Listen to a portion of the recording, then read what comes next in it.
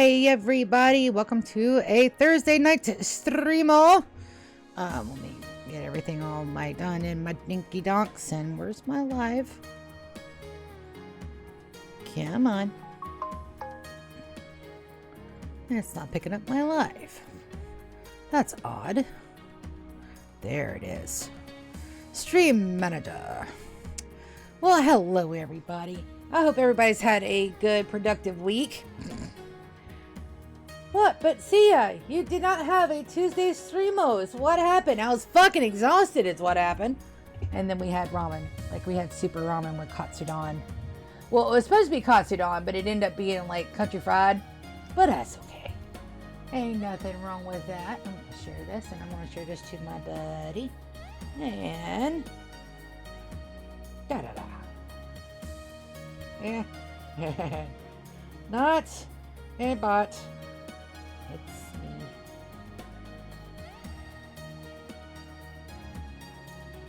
Alrighty then. There we go. And I sent it to a friend. So maybe said friendo will watch. I know that my bro Chacho is watching as always. And I love you forever and ever for all the support.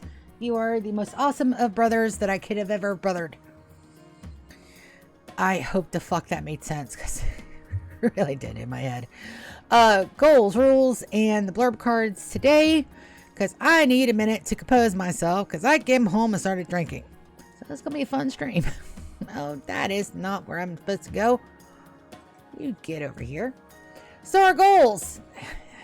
I love these. We've hit a lot of them, but we got a long way to go. Survive and thrive 100 years. 100 years. That is it. I've never seen another 100-year Rimworld colony. Never, ever, ever. And all the time that I've played it, all the forums that I'm in, doing my forum stalking, as one does, and all of the videos, everything has a set counter. Nobody's actually gone for time played. So that's my little... This is my contribution to video game history. You're welcome. If I can make it that long. Holy shit. We're only in year 29. The 12th of May, 5600. That's my golden time. That is my golden window. That is it. If I hit that day, I am in year 100. It will admittedly be the start of year 100, but we have made it to year 100, and that is the entirety of the top goal. Goal number 2, utilize 95.5% of the map. Hi, GK. Yeah, GK hearts everywhere.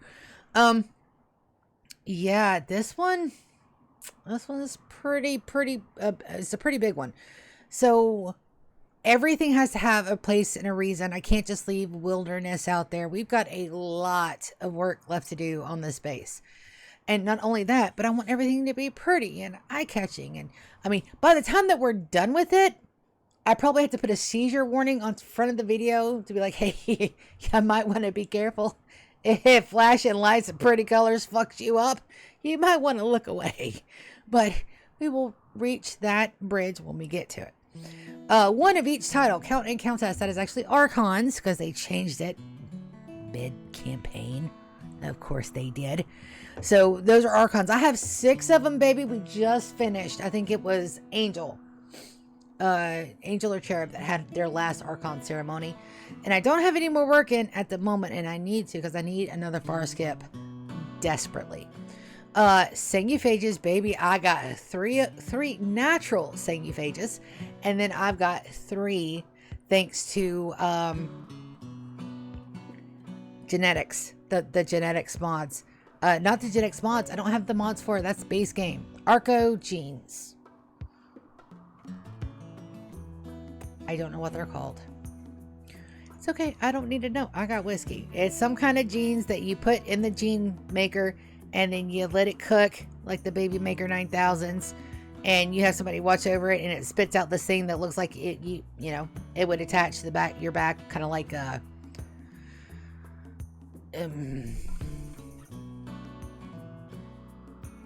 the game where you're a space marine. No, you're not a space marine. You're a miner. Dead Space. There we go. I knew I would get it. I would get it eventually. So it was like something that would go on Isaac's back in Dead Space. So that's pretty cool looking. So I got 3 of those that are deathless and immortal However, they are not immune to headshots. We found that out with Gabby. Oh, I'm so sorry, dude. Mechanitors, 1 battle and 1 domestic, baby. I got 3. I know we're working with 3. It's just the 3 goddesses. We got 3 of each. Don't worry about it. It's working out. We got 3 Mechanitors. I've got 2 domestic and 1 battle because there are so many good little Mechanitors and little mechanoids, and I need more Mechanitors to run more mechanoids because I'm not going to sit there and farm. I'm going to fuck this up. I'm going to fuck this up, and it's okay. It's okay to fuck some things up today. Won't be the worst thing I fucked up today. A peckerons. A peckerheads. Whatever those things are. I don't want to sit there and farm them. We can do that to get the Mechanator good armor. And I may eventually do that, but right now, no. My nerves can't take it. Ideology, leader, moral guide, and specialist. Baby, we got the leader. And we got the moral guide. Leader is actually Sangria. Moral guide is Julian. And we don't have any specialists because I don't want to get us in like, we have to do some things. Because we're only in year 29. We got all this other time to kind of like get the specifics rolling. But for right now, I'm perfectly fine with our ideology run as is. Rules, baby, we got some. Some of them I'm going to break. Some intentionally, some not, but let's just look. 0 saves coming. I've been going back and I've been rewatching the first couple of episodes. Well, not the first couple. I've actually made it through episode 20. To kind of get an idea of how for our episode 100 extravaganza, which episodes I really need to focus on and where I need to pause. You know, I'm just rehashing like the first 10, 20, 30 years. You know, just kind of get a feel for what I want to showcase and what I kind of want to sweep under the rug. Like it never happened. But yeah, I can't say that because it's all online. Don't worry about it. I got it.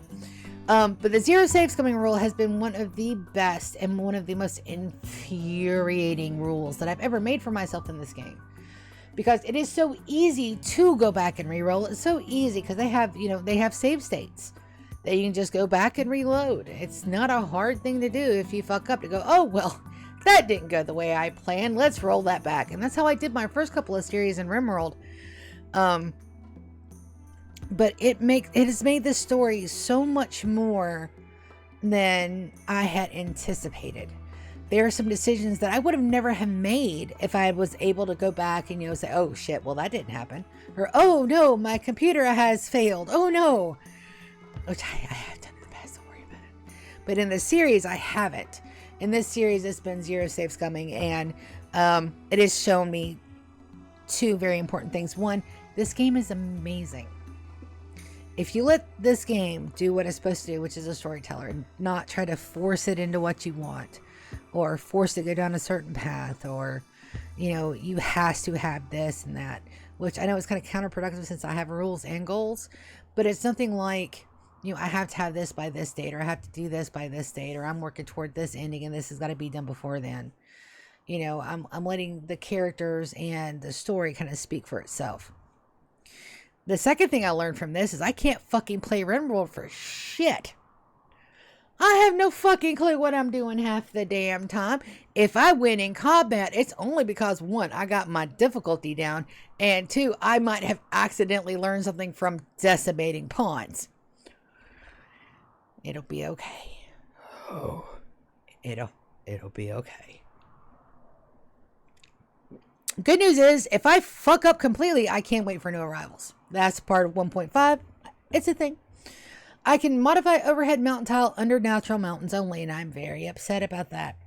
When we were doing the royalty ending, which we did, by the way, cheers, and only 1 person died, so yeah, cheers. I found out that there are holes in my tasty mountain home that are not supposed to be there. You look at it, it's all overhead mountain. Does that matter? No, they broke into my nursery.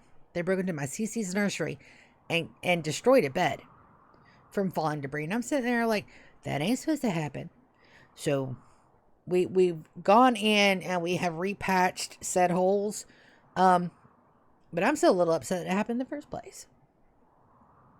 That's my tasty, tasty mountain home. It's not supposed to be a piece of Swiss cheese. But I can only modify roofs directly under there. Now, I can remove roofs from outside, and we did so doing Walt Oracle, and that's just to make our base look a little bit better. Give us a little bit more creativity when we get out there, and make sure I don't accidentally kill somebody again, which I have more than once by falling roofs. Goodbye, Azzy2. We loved you well. Every colonist, prisoner, housemaid must be converted to the Three Sisters faith, baby. That is right. If you're on my in my talent on my colony for just the slightest bit of time, you're getting converted. It's to the point my people will fucking fight you over whether or not you're converted or not. And the fact that my people fight over these silliest stuff is just icing on my cake. Also, another reason of the 0 save something, because normally if somebody got hurt, I just re-roll it. No, this time I'm letting them duke it out. I'm letting them duke it out. I can only recruit up to 7 pawns. That says 7, it's actually 10, because when I started this series, I did not imagine in my wildest imagination that I would be a bad enough player that I would lose my OGs. But I lost them before episode 12, okay? Ooh, learning some hard truths playing this game like this. So I can recruit up to 10. We shipped off 5, and now we are slowly rebuilding. I've got Fade and Donkey the Turkey Snuggler, and we actually have 1 more in transit, but I don't think I can use them because they're unwavering loyal. So I think we're on the hunt again for another traveler. All other colonists must be born or created. Baby, we got that. Almost all of our colonists were born or created on our map. That's the whole reason why we had to let some people go, because I got too trigger happy with Julian's contribution to the genetic gene pool, and did not realize that unless I was going to replace Sweet Home Alabama, that I needed some biogenetic diversity. So 5 of my people went on their merry way, so I'm trying to get at least some viable new blood in there so we can maybe have some more Baby Maker 9000 babies. I don't know. Our colony's looking a little slim. We need to get back up in the 30s. All housemaids do not count toward that total. So housemaids are not mine. I do not love them. I do not cherish them. I do not count them as anything other than the excellent employees that they are. Don't get me wrong. They're not allowed to leave, but they're comfortable where they stay. They got a great barracks. They have excellent food. They have good working hours. They've got meditation. If they could have rec, they would have time for rec. And they have decent sleep opportunities. It's only when the Grand Slave Rebellions happen that people lose heads. Don't learn. And if they don't learn, I'm learning how to modify genetics. Oh yeah. Oh yeah. I see a lot of wimps in my future.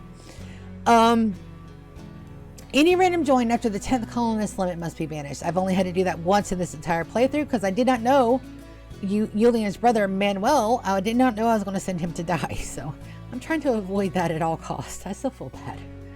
I still feel bad, Manuel. I still feel bad. 1 faction on site, no mercy, baby. So that is the Pokinoke. The Pokinoke. The swine herds. The swiniest of all swine herds. The mud in the muck pile. The bastards that killed my tooth. Those guys get no mercy. We raided them, I think it was either last episode or the episode before. We raided one of the second to last of their bases. Because I dropped Demon off. He's going to use Neuroquake. Also, by the way, Neuroquake has a range, so just be careful with that. We ended up calling in our other empire that I am totally, absolutely not going to betray later on in this series to come and get our back, and they kind of took them out for us. But did we stay in loot? No. Anything that the dirty Pokinoke has touched, we don't. Nope. It's not even worth picking through the bodies. We're destroying and moving along on merry way. So we have one more base, and that's what we're working on today. Is we're trying to get us a traveler. We need to recruit a traveler that's aesthetic. I have a gene pack ready to go that makes them almost unstoppable. Well, we'll get to that. Housemaid ratio cannot exceed 1 to 5 colonists. So that's to make sure that we get the good suppression. That's to make sure we keep the ratio fine and we don't have an overbalance. And 5 seems to work out really, really nicely. So at 5, that's 25. At 6, it's 30. I don't think we've gone over 6. Hey, I'm so sorry. It's Laura. How can I help you? Hi, Laura. This is Becky with Bassford Tax and Accounting in Mariana. Ma'am, can you give me just a moment? I'm in the middle of streaming and I need to leave the room to have this conversation, okay? So I'll be right with you. Hey, sorry about that, guys. I've got to take this phone call. I will return shortly. So sorry, I didn't recognize the number, Becky. But that's okay. If you need to call me back, that's fine.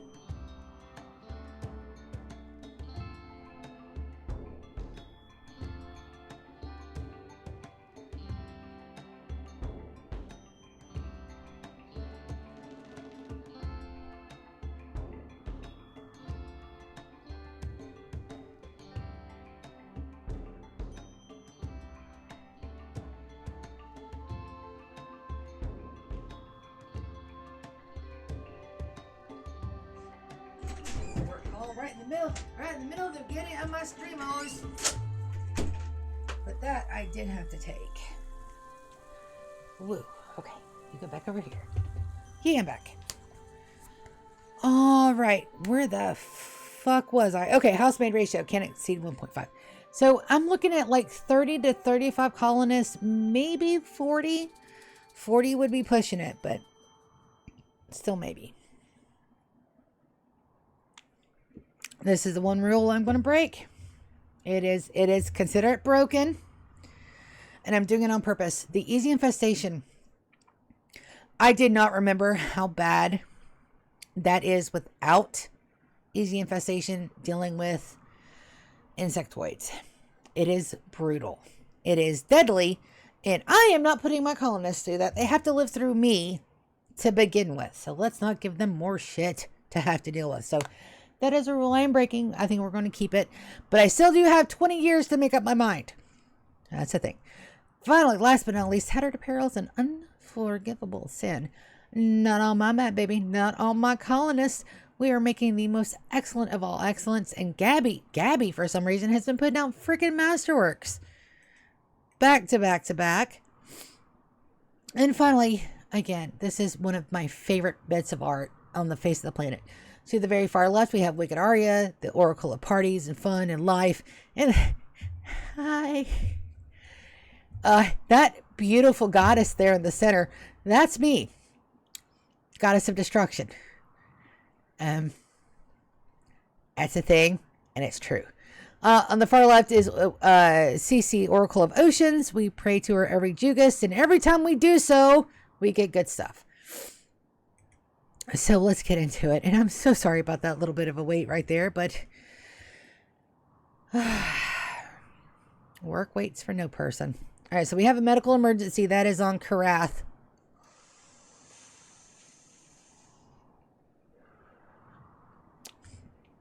And they're in the caravan right now. So if they die, they die. I'm not too plussed about it. So we have an infestation. Is it there? Oh my goodness. Is it in my Booms farm? Oh no. Oh no. Oh no. Hold on. Where's... Fuck. Alright. Demon has...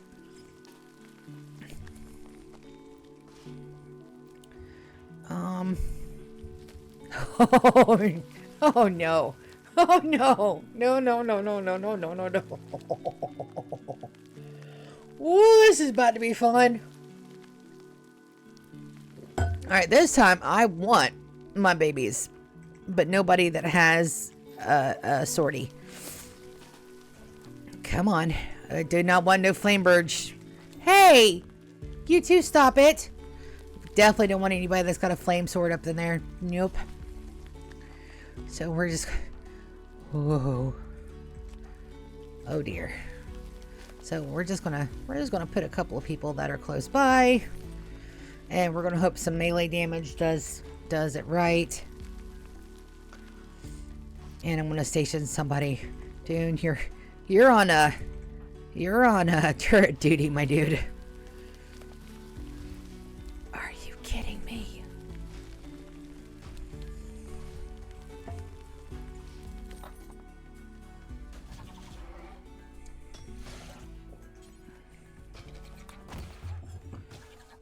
Alright, so this isn't going as bad as I thought it would. Yeah, let's get that thing out of there. Like tomorrow. Like yesterday.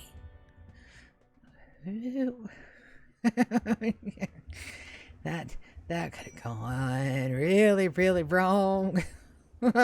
No more mining things in the damn Booms farm. Let's... Oh my Gamikai. Yeah, no, we'll let that little bit of steel stay in there. I don't need it that bad. There's Plasil though. Demon, if you would, kind sir. Nope. I need you to move it. I like to move it, move it. Alright, and undraft you, and undraft you, and somebody else got drafted, and I don't remember Princess. I think that's everybody. Yeah. I am not a fan of that.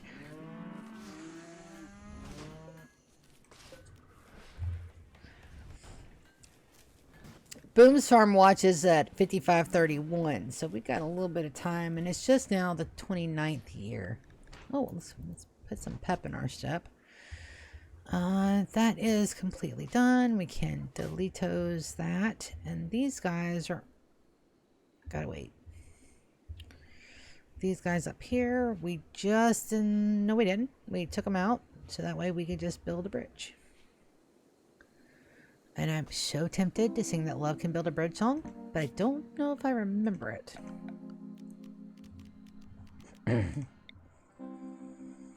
If I delete that, will that delete that? Yeah, that's 12. We need all the cells we can get there, so we'll probably just put a little bit of walkway over here. Just a little bit. Also, I don't know what is up with Bob Ross content on my everything right now, but I am loving it. Talk about some chill in that man. Beerus, baby, I love you. I adore you, but can we not play Catch a Kitty today? Caravan ambushed by me and hunters. I mean, it's a bunny. It's a snow hare.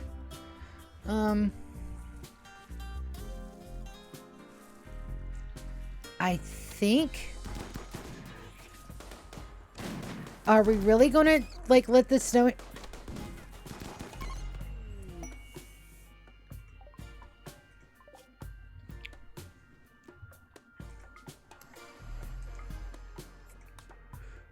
You guys get home. Just come home. I don't want the bunnies. Just come home. But like I said, but the Bob Ross content on my everything right now is so relaxing. I think somebody knew that I needed some relaxing streamos. Speaking of streamos, let me go ahead and refresh my stream. I'm not getting any chat sounds or anything coming from there. So let's do that again. Wonderful. So that's now live and good to go. How does that song go?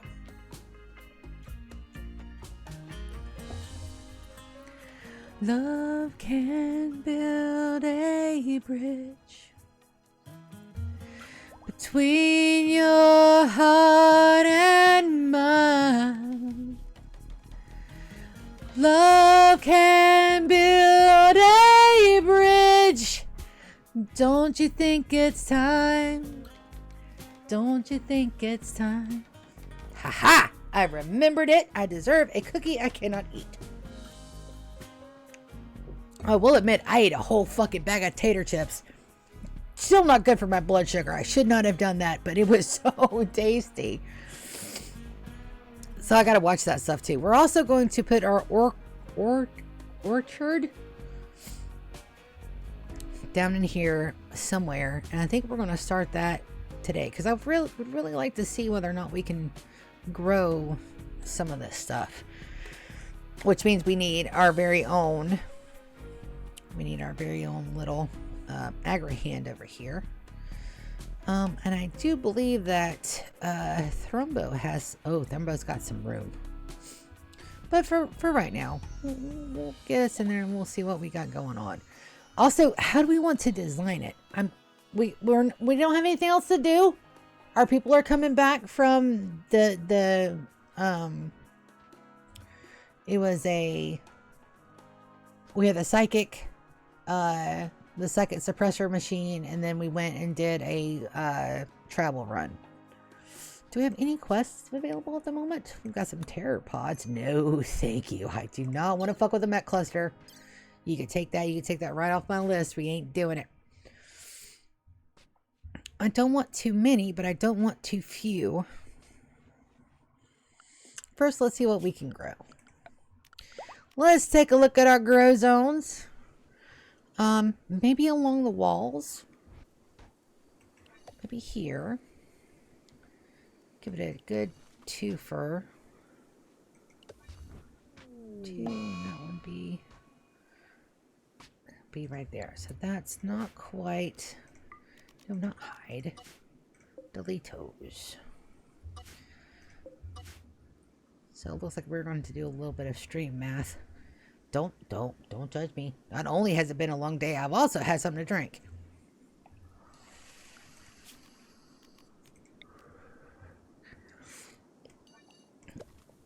Maybe a little 2 for block.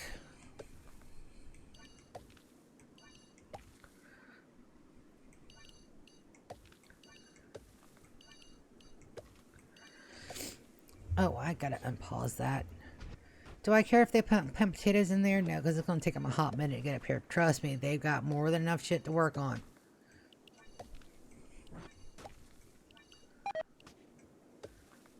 Why are you donking? Oh, because my animals. My vets are still having a hard time keeping up because we only have a very few vets and we have all of these animals to contend with. So not only do they need help, these guys need training as well. We could probably... To be honest, we're probably going to start kind of culling the pack here a little bit. Because a lot of the ones that are just have, like, free roaming, they're losing skills. And it's all the ones that I have, you know, hauling on. So I don't want to lose too many. Alright, let's take a look at this one right here. What can we plant? Orchard-wise, we can have a cherry tree. And a lemon tree. And a cocoa tree.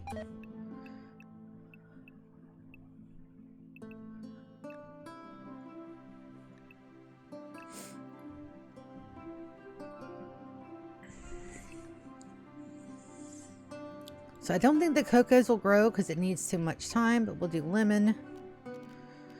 And then we'll do a cherry.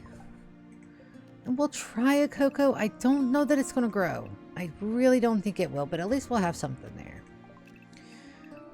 And then we'll just continue to rotate. And if these things give me a problem down the road, we'll just yoink them out and put something else in there. Sometimes modded plants and trees can get a little hinky down the road, but that's okay. I don't mind if we get a little hinky. It's going to be hinky regardless, because we're going to have a very, very long running colony. And this game is good at a lot of things. Stability is not one of them, especially when you added mods. So if I get a chance to redo this challenge, there are some things that I'm definitely going to do differently. But then again, I'll go in it knowing exactly what, what for. Because like I said before, to my knowledge, nobody's ever made a run like this before. And if you have, I'm so sorry. But I didn't. I did do my due diligence and tried to look. And see if anybody had done this in the past.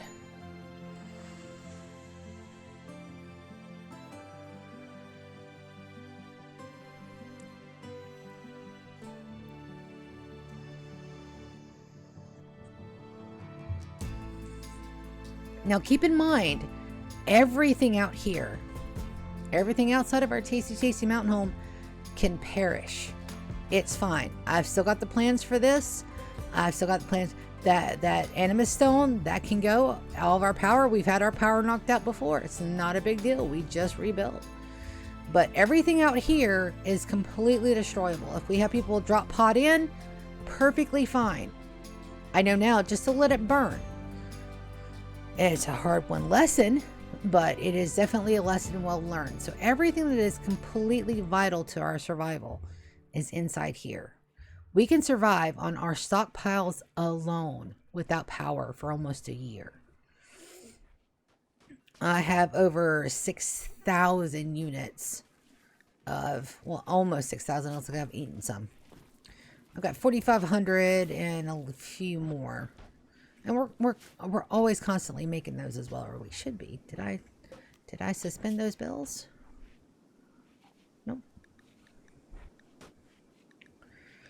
Nope, they're up and they're hot.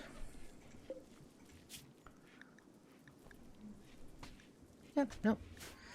And we're just cooking them, so that's fine. Disease infection on whom? Karath. Yeah. Again, maybe if you make it home, good luck to you, because I don't know if you're gonna make it or not, punk. I grabbed them on a whim because they were the last ones to survive, and I was like, well, might as well, because we got Duval. Duval, however, I did not notice that he is unwaveringly loyal, so he has everything that we need. Now, there is a ritual with Anomaly where we can kind of erase his memory, you know, make him forget he was anything but one of ours. But I think I'm going to try to roll a die, and I think we're going to have some more babies here soon. We have plenty of power. We have plenty of things. We have plenty of space, and our colonist limit is not limited to our own children. So that means we got to go in here and see what kind of ovums we have. We should have some from just about everybody.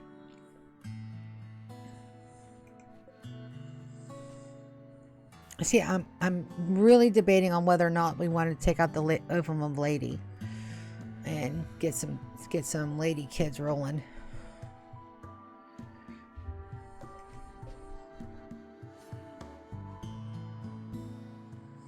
And we got some blur ovum. And sorrow ovum as well.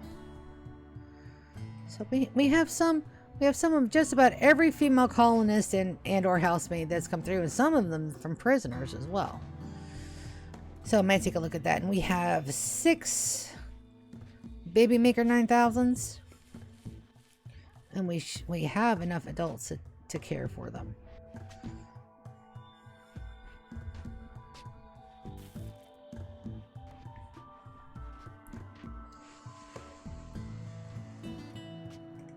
Vale, how are you adjusting to being our new housemaid? Sleep, food, mood? Other than being inside, they're perfectly happy. Which is great. We changed out everybody's outfits last time. We do finally have our very own waste pack atomizer up here. So let's get the docks done. Let's go ahead and get us an aggro hand for that area. So that means Thrumby has got to be the one making it. So let's get an aggro hand. Or 2. Do we want 1 or 2? We can have a little crop out here and have it hauled to that one refrigerator. But I don't want to do too much. That's basically for fish. That's all I got it for is fish. Let's get an aggro hand and a lifter. And I definitely want Thrumbo to be the Mecha Daddy. Thrumbo, what you doing, buddy? You're already on it. That's right. You know what the game is. Let's go up here and check. I think our Xenogerm is completed. I think our Xenogerm is completed.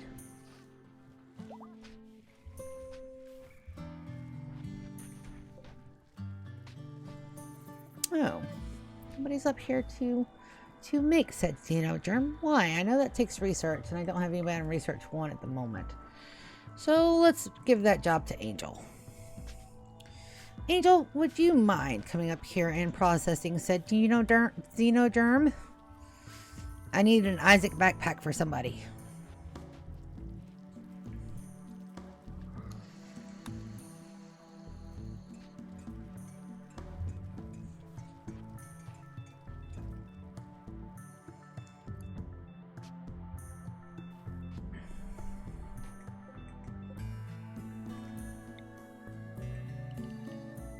Oh, that's right. That got destroyed in a raid. I was like, wait a minute. I know I have more room than that.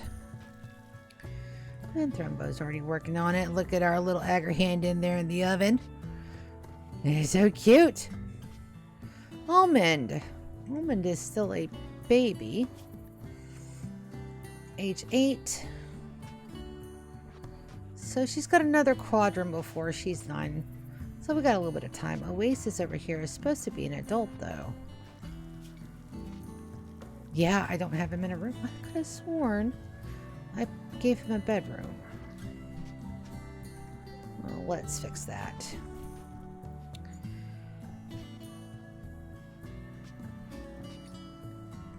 Yep, nope, they're listed as a colonist, so... Sorry, Almond, I'm taking your bedmate, my dude.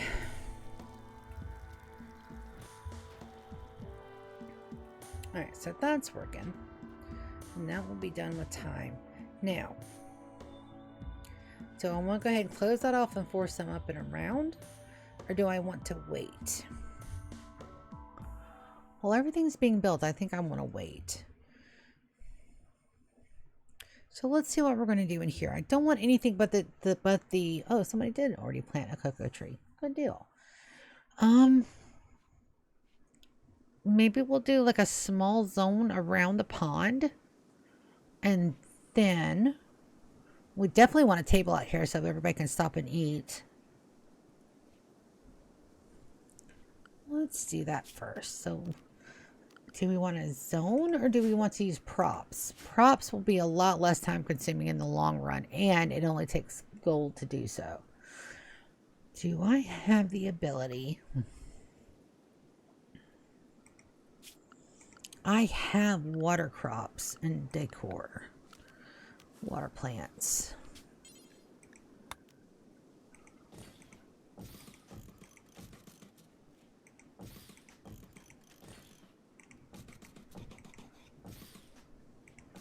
And I don't think those have a different skin.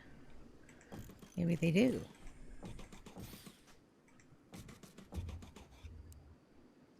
They do have a different skin. Hold on. Let's cancel those out. And then let's go and look and see if we have a props version of that. We should. Building props. Plants. Those are water plants.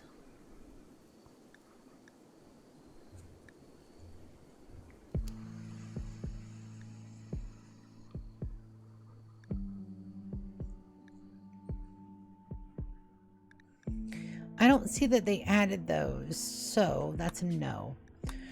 But they are just build them and done. So let's go back down here to decor. Let's see, we got a couple of different varieties. So I say we escape out of that, go back to it, and we'll plant one of each and see what we like the best. So that's 1, 2, 3, 4, 5, and I think it just goes back to the original one. So let's see these get built and see which ones we like the best. That's 1, 2, 3, 4, 5. Also, that is actually not in too bad of a spot. We're going to leave that there. We may do something with that in the future, but right now it's fine where it's at. I don't believe we need any more meat. I don't think we have to go hunting. 36,000 units of different types of meat. What do we have the most of? Beef. Yeah, we just don't have enough vets to keep all of our guys trained constantly. Most of my good guys, bear and donkey, both are out and about, so we're gonna lose some more skills. Don't worry about it. We'll take care of it. Worst case scenario, we purge and we re-roll some of those. No more mining in there. That's a no mining zone. We got some fabricators making sure the meals stay created and done.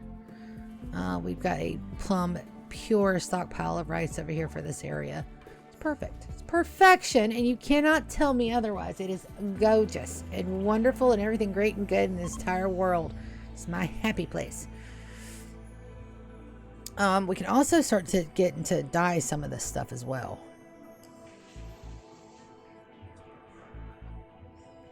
Or at least clean up the walls some. I'm not sure which one I want to do. Can't really work on this outside area so much at the moment. And like I said, I'm not really concerned about these walls being here, but we are going to deconstruct them. Just a wooden wall. Select some more things in the visible area. Let's go ahead and deconstruct those. See if we can get some actual walls down there. These guys are doing the business.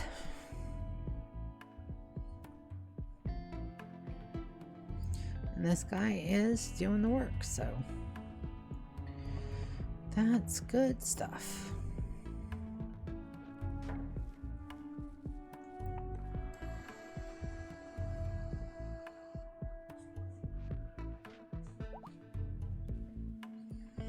Also, we did finish. Nope, we're not quite finished yet. We've got one more plant to do, and then we are done digging the holes. I know what I did. It's funny, okay? So that's getting awfully dirty in there, and I don't like that. So we should have enough of those to stop that from getting so dirty. I could expand the roll wing to cover this, but I really want this area to stay just as pristine as it is, so I'm not going to mess with any of that. 3 hours left. And Angel should come back to that as soon as she gets up. If not, we'll take a look. We got Oasis and Nono making some art. We did finally get all of our art tabs completed too. A lot of this stuff, it looks like it's just extra. So we'll just take care of those right there. And I do believe with this, we can finish digging the holes. What part of 12-year-old humor do you guys not understand? So, good, bad news on the car. It's being fixed. I'm still out $1,000 for the repairs. But all in all, it could have been a whole lot worse. Both my bodily damage and the damage to my car, and even the amount of money I got to spend on it. You know, worst case scenario, you know, I got to eat that $1,000, but it's okay. It's fixed. The value of my car isn't going to depreciate too bad from it. And in the 2 months I've had the car, I've just made my second payment yesterday. Okay, listen again. I just made my second payment on the damn thing yesterday. So yeah, it's a thing. So in the 2 months I've had it, I've had my car literally 4 weeks to drive it. I only had a couple of days before the check engine light came on and they had to fix it. So I was driving a rental for almost a week and a half. And they picked it up, dropped it off, rental. No, 2 weeks. I was in the rental for almost 2 weeks. And then the accident. So, and I have it, February the 3rd is when that happened. So I added, it was like 4.5 weeks that I have been driving my car. The rest of it has been in the shop.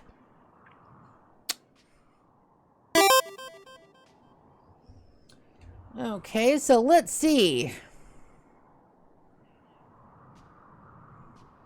Oh, it's Aimless German. Hi, Aimless. It is going well. The base is growing. Our Drunken Fret is coming together. We are just completing the hallways down here. And we're working on this area up here, which is really pretty. So it looks like there's only 4 varieties. So, yeah. Okay. I love the lily pads. That's making me very happy. Now we can't put anything over here. I'm debating on whether or not to just take that zone out of there, because it's only 12 and it's messing with my flojos. I think that's what we're gonna do.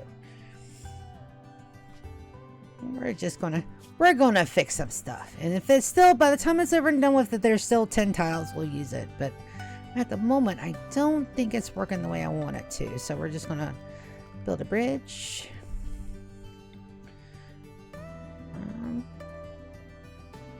No, that's right. That's 1, 2, 3. It's just so awkwardly placed.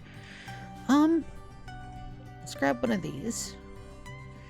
And that's the... Oh, excuse you. It's the wrong button. It's one of those. And we can't change how it's oriented.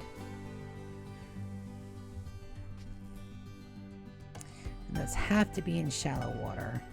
These guys up here should be absolutely fine. They have a lot of zone. This guy has 14, so we do have enough room. So I think what we're going to do is we're going to do these little tall ones at the edges of the docks and then just kind of pull out the lily pads with the things. Yes, we're doing very well.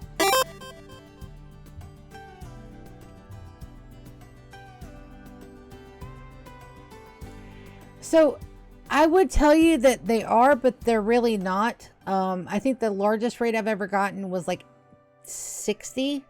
And that was 3 raids put together when I did the end of the run. I'm running this on almost community builder because I don't have the difficulty on this extremely high at all. I was getting my ass literally handed to me like year 3. So I was done. We backed it down. Let's take a look. While we're here, why don't we go ahead and take a look in the gameplay and our modifier settings. So we're set to custom on Phoebe Chillax. Our threat scale set to 20%.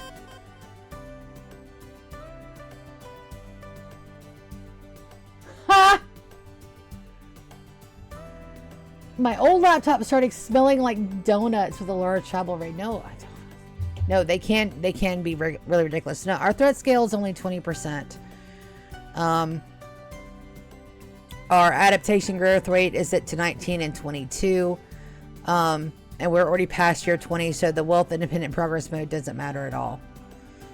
So yeah, no, we're playing on almost community builder. There's still enough threat to make it interesting and also to give me a challenge because I don't know what the fuck I'm doing. But other than that, no. The biggest raid that we received was like a 60-man raid.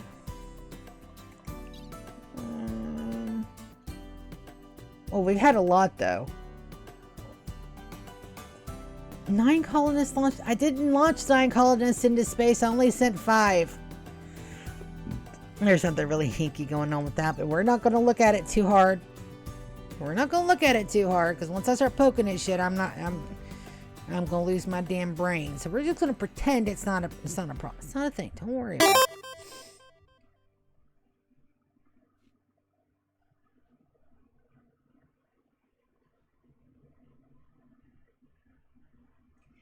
So maximum threat is 500. Blood and dust is like somewhere around 4. And then 3, I think is... let me look.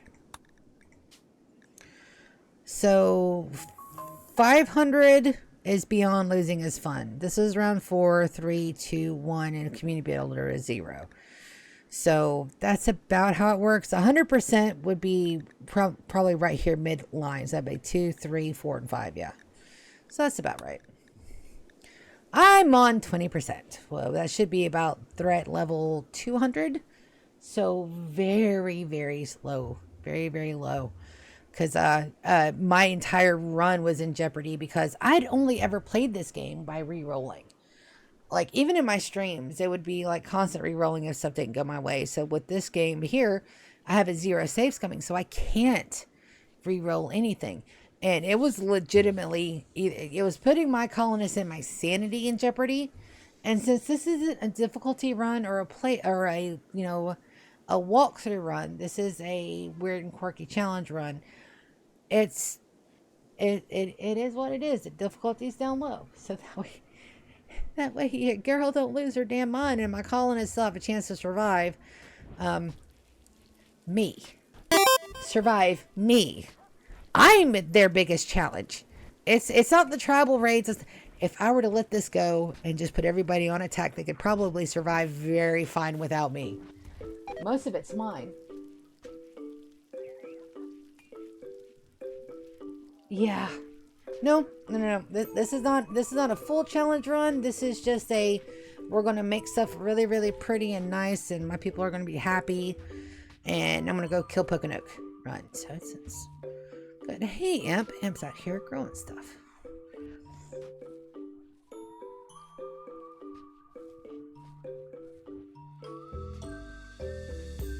We could do small, medium, and large, and kind of like think that's what we'll do. Kind of make it like a little swampy looking.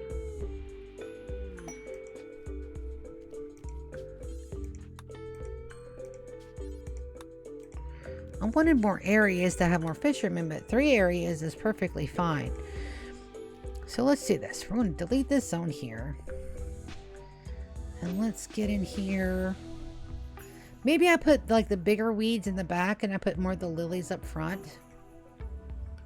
So maybe let's take a look. Let's see what we decide. Maybe one in this corner, the little one. Maybe make a full bush here. Hey, shut up. A 12-year-old humor, okay? It's a thing. Put one there. And then let's grab...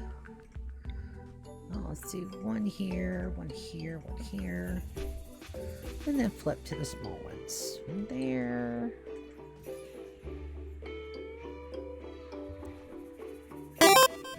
What's that one there?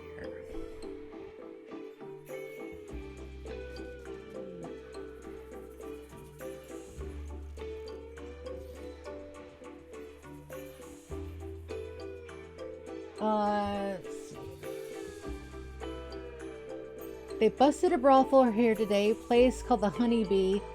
Never heard of it until the news talked about the bust. Oh, I know I would love an ice sheet challenge. That's actually what brought me into Rimworld in the first place was, oh, there's a bulk goods trader. I need that.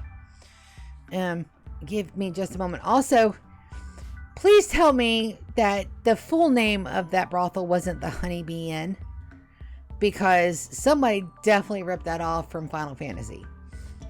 Do I have any inspirations? Do I have to deal with trading? Yes, I do. It's in 17 hours. Let's go.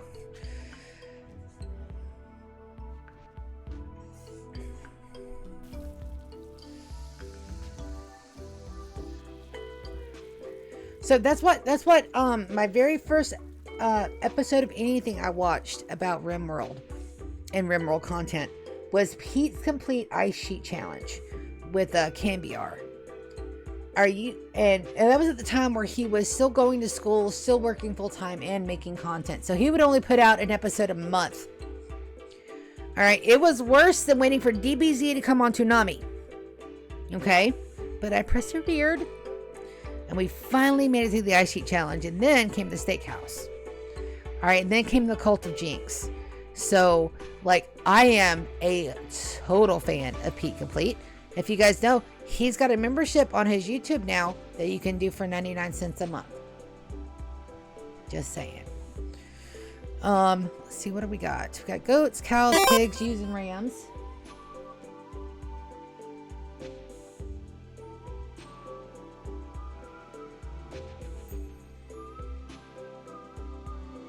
Been in only one brawler as a translator. Good fun. Never had sugar booze.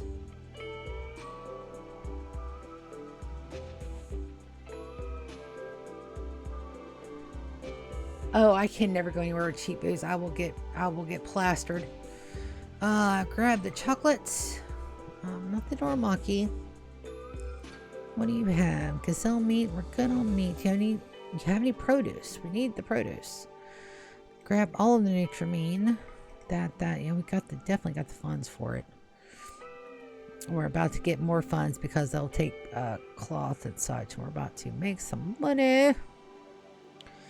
Amber Day, excellent. Steel. I thought for a second that said 6,221. I'm like, no, something's wrong with my steel. But no, that's right. 1612. Grab some more plasteel.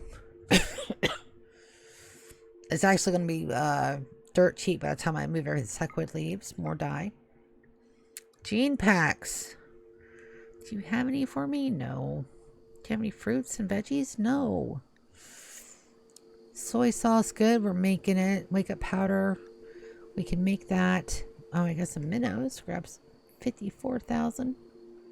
54,000 minnows. At 50 cents a pop. That's insane. I think I'll pass. Storing miniguns. Fletcher's Imaginings. Fiona on domestication. That one we may grab. I don't have a problem. I do not have a problem, okay? I don't have a problem. I was making bookshelves for more things. So 63. We're just going to clear out some of the stuff that I know that we need to clear out. We don't have a whole lot to sell either. Most of that stuff is really good. Good and new. Pour. Out of my base. Don't need to pour nothing. Normals are okay. 99.87. Alright, these jumpsuits. The poor one can go. The used gloves. And then we're going to sell everything that's not excellent. Because we got people working on stuff. Why do I have wall lamps in here? I don't need wall lamps in here. Bedrolls I need. Everything else is good. Alright, so let's go make some more money. That right there's an OG Rimworld soundtrack. And I adore it. Alright, so you'll buy stuff. Let's get rid of some of the lower count stuff first. We really want to make that at least break even if we can. Alright, so there's that. Let's make some money. I know we have more than 3,000 units of milk. We have 10,000 units of berries. We have 10,000 units of rice. Pork, buffalo meat. Yeah, some of our stuff isn't showing, and that's okay. 15,000 units of steakums. So at $1.50 a piece, we would need to sell 5,000 to break. Nope. My math was wrong. 404, 2568, 2502, 2465, 2250. Too low.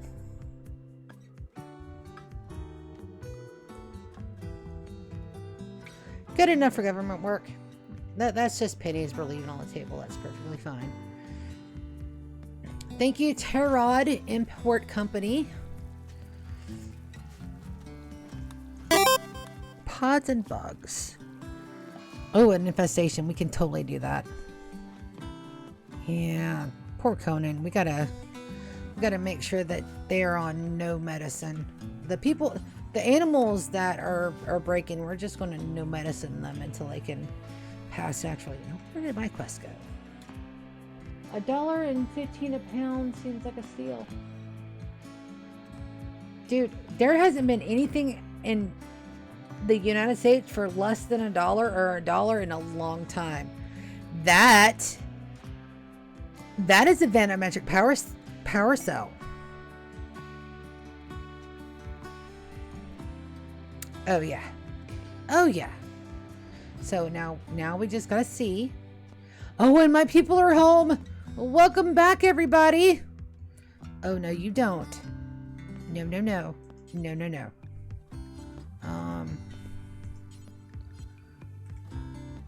Can you not?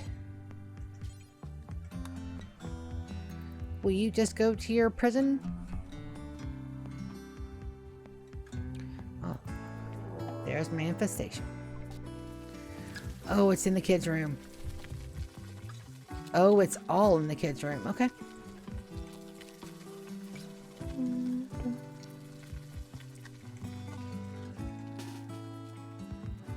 That's okay.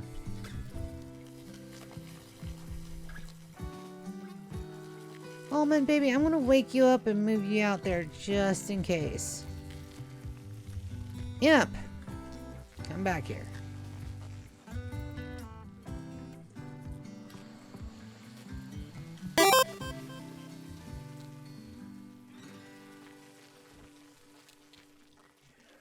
That's because our economy is shit. Our president's a joke. Our system caters to the wealthy only, off the backs of everybody else, and I believe the whole fucking thing should burn to the ground, but that's just me.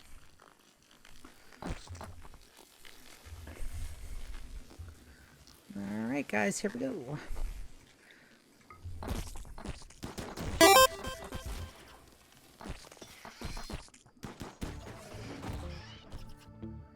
No, absolutely none of this is okay, but we'll manage. Fortunately, you know, we're not in, you know, a high enough position to, you know, really have to worry a lot about that stuff, because, you know, we've always been like, you know, we've always been on the lower end of everything, so we're fine there, and we know how to survive with nothing.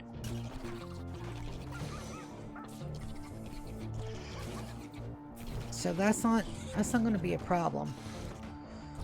The problem more than long comes in line of, you know, how are people that are not used to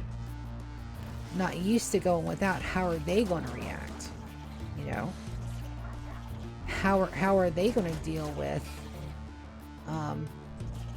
everything being weird and more expensive and not being able to get, you know, the stuff that they're used to, which, to be honest, it's not about my dealer baggage either, but I worry. I work with a lot of people that come from different economic backgrounds, and not everybody has a PhD in and you know, getting shit done.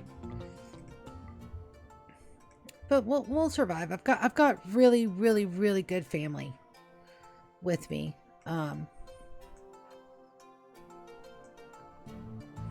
And that actually takes a lot of the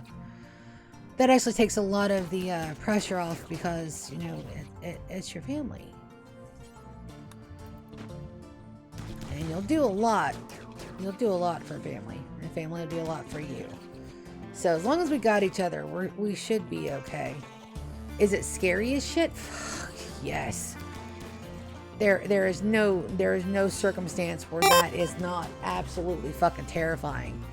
But it to not be obnoxious about a quote, it is what it is. And it's not the first time that, you know,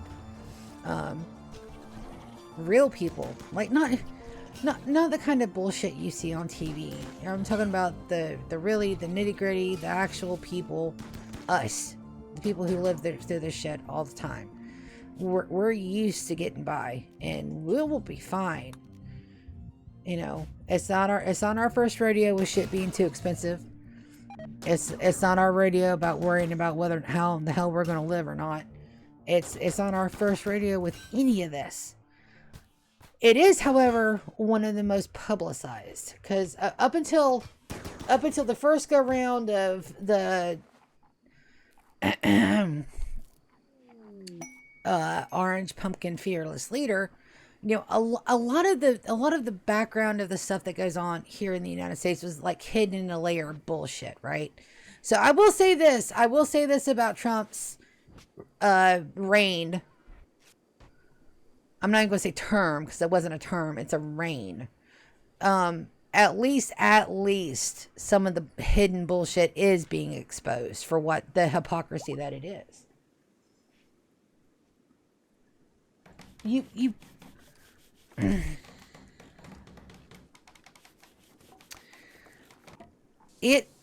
What our country does, and a lot of everyday normal civilians, a lot of the stuff that our countries do, we have no control over. All right, we're given a illusion of control. We're given a semblance of control. We're here for one purpose. We're here to work and make money for the economy. We are a byproduct of government. All right, that's all we are. We are worker bees, and that I'm okay with that.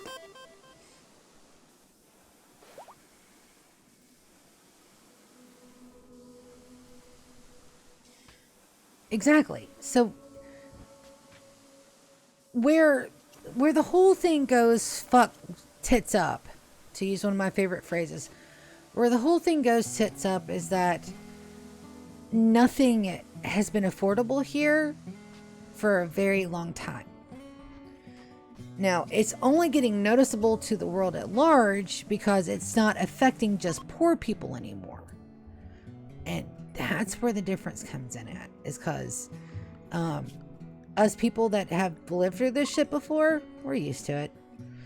We know to eat beans and cornbread once a week. We know what it's like to, to have to, split the big piece of chicken. We know what a whole week worth of chicken and rice is because we can't afford anything else. We know how to live off of chicken leg quarters and make them tasty. We are those people. And I have been my entire life. Getting something new and shiny like a car was complete. I never thought I would have even a newer used car. So when I tell you that we have been through this before, and this isn't the first time, it's just the first time that it's been so publicized, because it's not hitting the poor folks anymore. It's going up the shit's piling up. All right. So the shit's not getting washed down the drain anymore. It's just piling up because there's nowhere else for it to fucking go. Our economy has put itself in a little itty bitty box with no way of getting out. My nephew said something brilliant the other day in one of our D&D games about Schrodinger's something or another, whether or not it was in there or not. That's about like our economy. As long as nobody opens the fucking box, everybody thinks everything's okay. You open the box and it's not Schrodinger's box, it's fucking Pandora's box. This is the first time in the United States history that our propaganda has not matched. That's the whole reason why TikTok was being banned. It was not because it's a dangerous app. It's because our government has lost the plot. Our government's lost the ability to affect the narrative.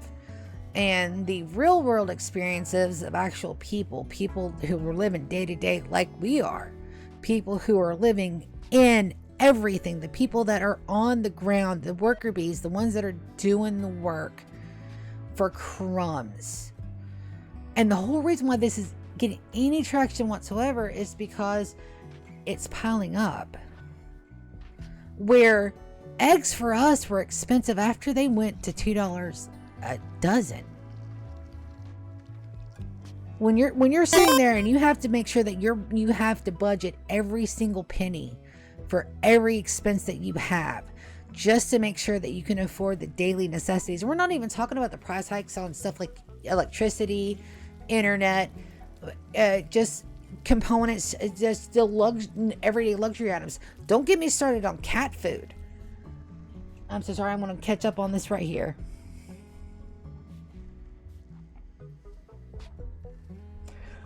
I don't know.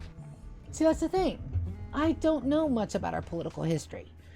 I majored in fucking get out there, get to work, and pay the bills. I didn't never go to college and have the ability to learn extensively about our political situation.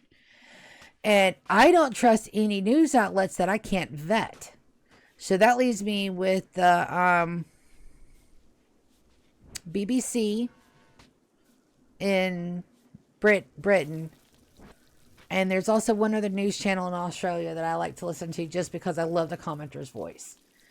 Everything else is just, it's so money driven. You can't trust anything that you read or hear or think anymore.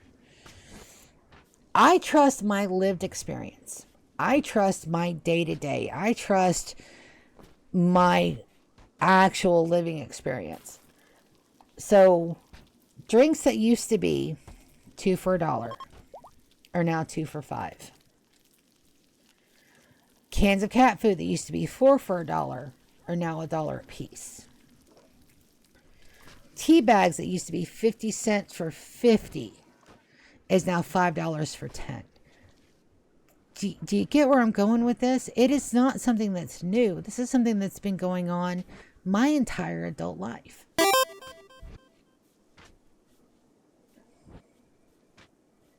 Typing slowly. Food needs pats. Yeah.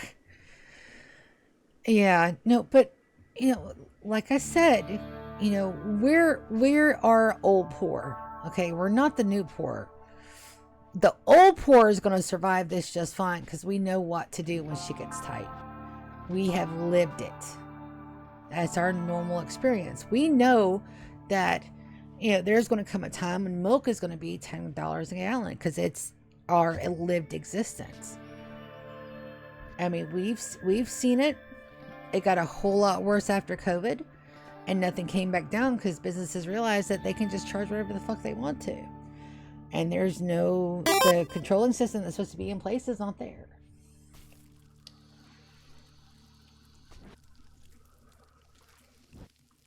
Exactly.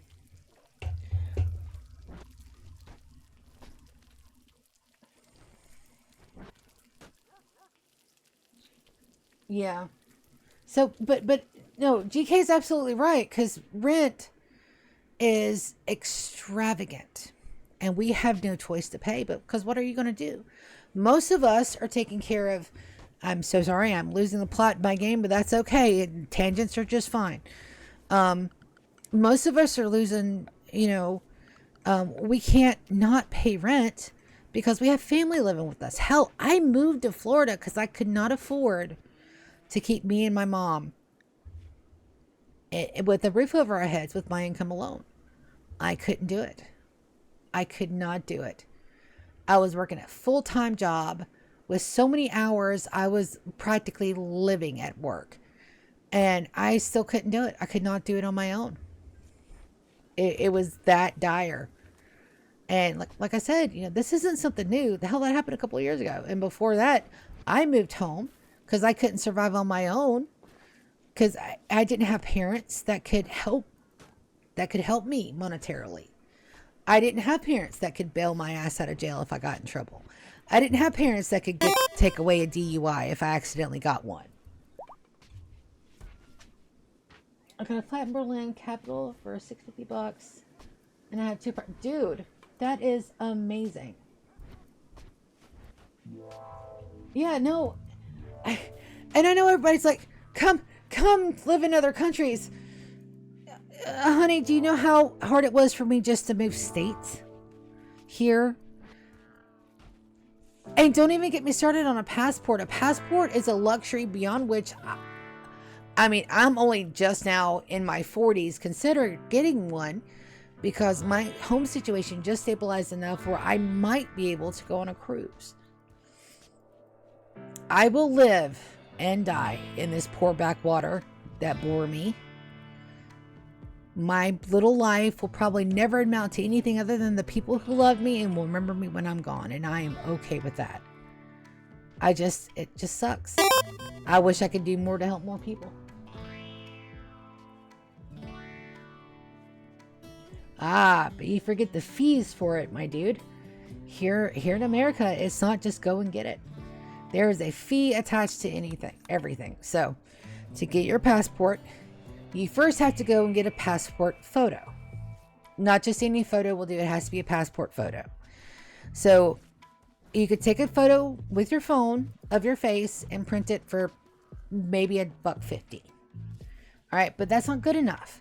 You have to have a passport photo, and you can only do it at a couple of select places that still have photo processing centers in them. So right now there's only 2 pharmacies that offer it and Walmart. So you got Walgreens, another off-brand pharmacy, and Walmart will offer it.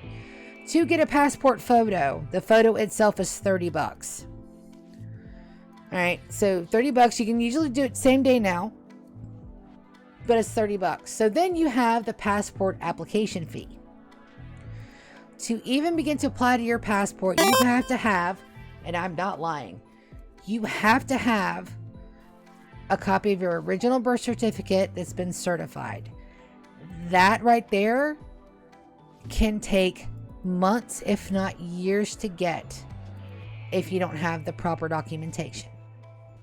Right? I was through a fire. It took me years to get all my shit back. You have to show proof for USA citizenship. You use that by your birth certificate and your social security card. Most people don't even have their paper social security card anymore, and it's not free to replace it. You have to go to the SSA office. You have to sit in line and wait, which means that you cannot work, which means that you lose that day's pay. So whatever equivalent of that day's pay is while you're waiting at the Social Security office to get your Social Security card. To request your vital records, you have to drive to the place you were born or the county and request a copy. Don't you folks have birth certificates? So, yes, but it's a paper birth certificate. There are no digital copies of it anywhere. You have to have the paper form with a certification. And they don't even issue it to you. They issue it to your parents. So when you turn 18, you don't get a copy of that automatically. You have to go to your parents and ask them for your documentation. If your parents are decent and you haven't pissed them off and run away from home at 18 like somebody did, and your parents weren't pissed off at you and held those documents ransom, then yes, it might be a little bit of an easier jaunt. But I'm just giving you for instance of everything that I had to do to get my important information. So you're out a day at the Social Security office, all right? Then you're out to request a copy. You have to send them a copy of your photo ID. To get a photo ID, you have to present your birth certificate. If you have neither one of those, then you have to go and there's like so much shit you have to do. If like say all your important documents are lost in a fire, like mine were a few years ago. If the only fact that saved my ass was that I still have my Social Security card in my pocketbook.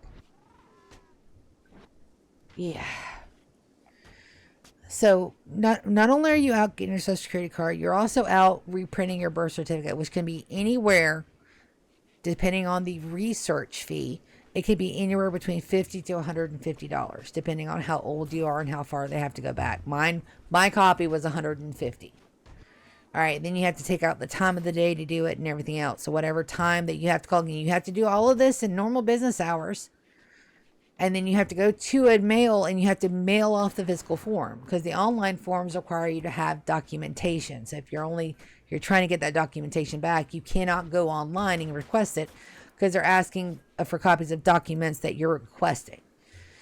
So by the time all that is said and done with, just to get your basic set of papers, you're looking to be out at least $500. Easy. And $500, well, hell, that's half your rent right there.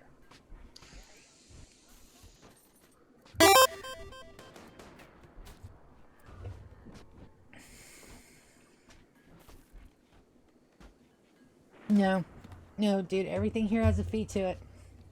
Our internet has a fee. Our internet has a tax.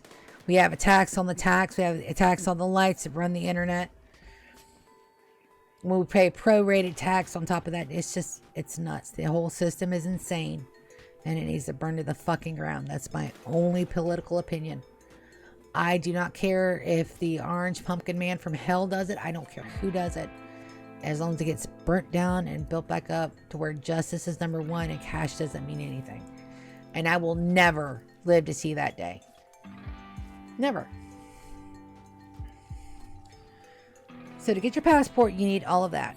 Then there's a passport fee.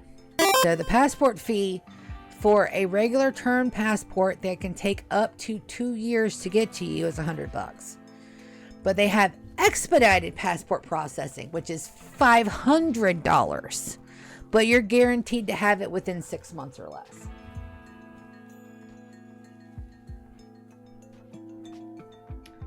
I am not joking. During COVID, if you requested a passport during COVID, the estimated wait time was 4 years on it. Oh no. No. A regular passport time will take 2 years to process. Expedited is 6 months and it's a $500 fee. Dude, it's all online. Every bit of it. Hi, viewer number 3. I'm sorry if you came here for Rimworld content. I got on a tangent and I meant I was making my point. German, to make you not worry so much, my dude, don't worry about me. I'm old school poor, okay?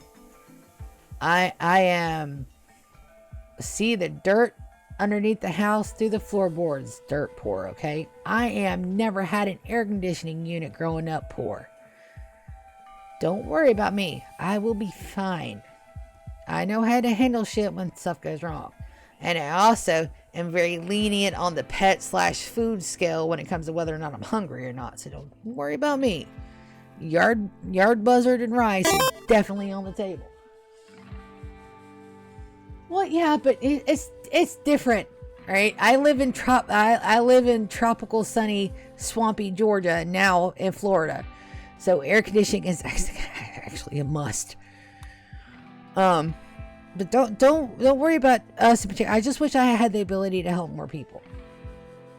You know, and if sharing my experiences or sharing my fun or sharing my doubts and my worries and my fears online does that, perfection. Also, my Xenogerm is completed.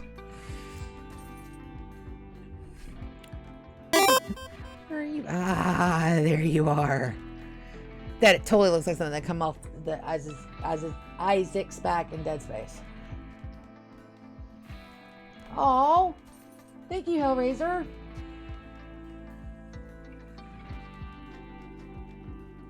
Yeah, it's interesting. It was 80 degrees Fahrenheit here today. It is going to be 32 degrees in the morning. So it's interesting. Yeah, no, let me get a good zoom out, Hellraiser, so you can see what we've got going on. I put in some work. We're on year 29, baby. And we're in Jugas to 29. So we don't have that far to go. We're in high summer. Yep. So we got the interior of the base done. Wall, I think the last time you joined us, I was just doing the planning on Wall Oracle, but Wall Oracle is completed, and it does. Hello, Velcro. What are you doing, bud? No, I'm not feeding you again, fatty. I don't care how much you, Imperial Trader, awesome. So Wall Oracle is done. It's painted. It's good to go. It does help with defenses a little bit, but I think the turrets behind the walls helps more. We've got the Drunken Fret. This guitar looking thing right here is our new trading post area, and we'll sit here and wait for our traders to get over there. Yes. So we've got the Murder Later completed. We've got Wall Oracle completed. I'm actually working on the fishing docks out here in the orchard. And episode 100 is coming up pretty soon, so I'm going to do a 30-year retrospective, so that'll have all that up on my VODs and in my YouTube, so that way you guys can come and we can take a look and see how we got here so far. But it's looking really pretty. I'm super proud of it. We got all of the areas on the left done. We have all the wings done so far. We're working on the outer buildings right now. I'm slowly, as a matter of fact, Deck the Halls is completed. We just finished that today. All right, so that's an Imperial Trader. We want Princess. Do you have? That's an Inspired Taming. What about you, Imp? Do you have any tradings? No, but you are awake and it's 5 a.m. So we'll send you. We'll send Imp to go do some trading. And that's totally the Empire that I'm absolutely not going to absolutely betray later in the series.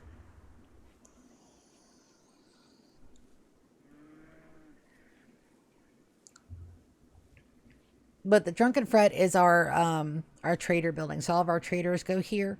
And they do use the tables to eat. I'm not set on a color scheme for this yet. I'm debating on whether or not to just leave it wood. Yep, in 30 years, I can't believe it. We got 60 more to go. Well, I mean, 61, because it's technically year 29, but we're halfway through it. So I'm super excited. I'm super duper excited. Hello, another viewer. We have a lot of viewers tonight. Thank you for coming and chilling on the stream with me today. I started early, so I'm going to end the stream about 8 o'clock.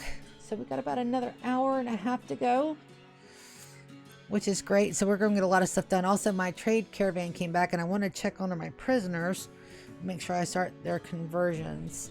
But I'll do that after we trade.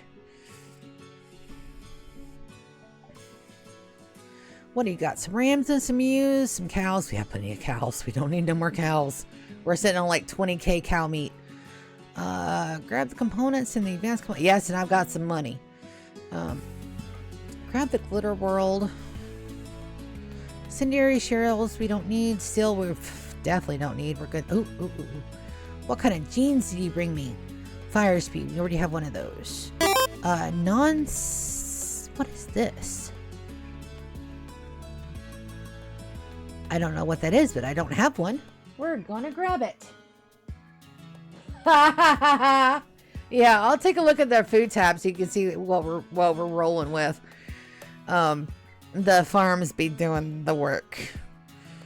I'm gonna go bypass the books. I don't have a problem. I'm not gonna even look at those. Nope, I'm not gonna look. Yeah. I'll show you the library in a minute. What else do we have over here? I'm good with spending $3,000. It should be fine. Now, learning assistants, I thought about grabbing some of those, but we can make them a lot easier than that. Do we want to sell you some gen to offset that a little bit? Probably.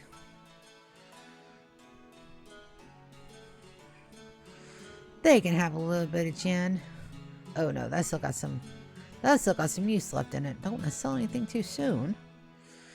And let's sell off some of these that are less than excelente. Alright, so we're only down 15. I'll take it. And we'll see what their faction love is. It should be at 100%. Yeah. Yeah, all of my allies are at 100 at the moment.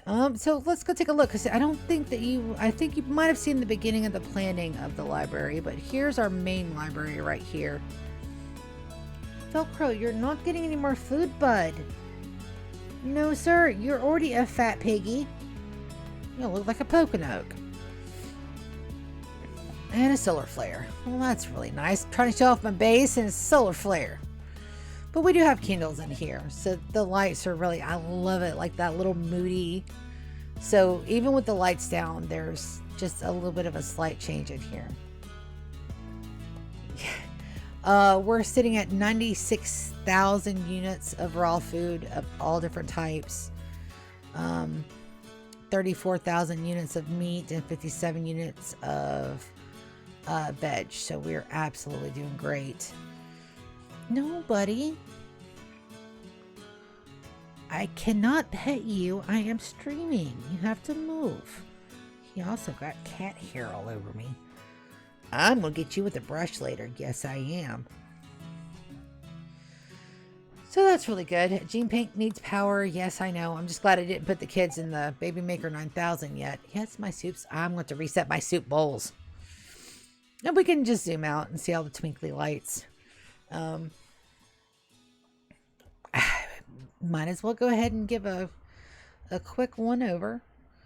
So right here we have, no, because it's dark. You guys can't see in the dark, but it's a lot of, we got a lot of the stuff that, no, sir.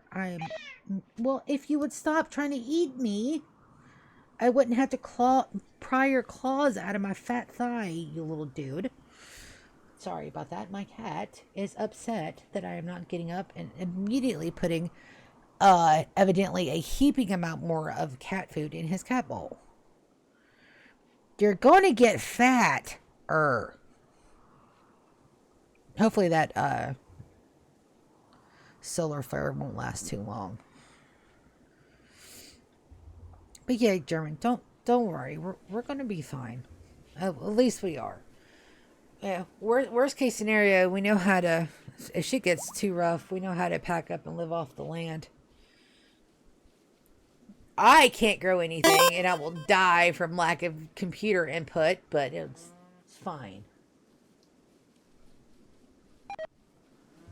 Angry Cat, I have two here myself that are playing. One kitten and one ode that are trying to say that enough is enough. Yes.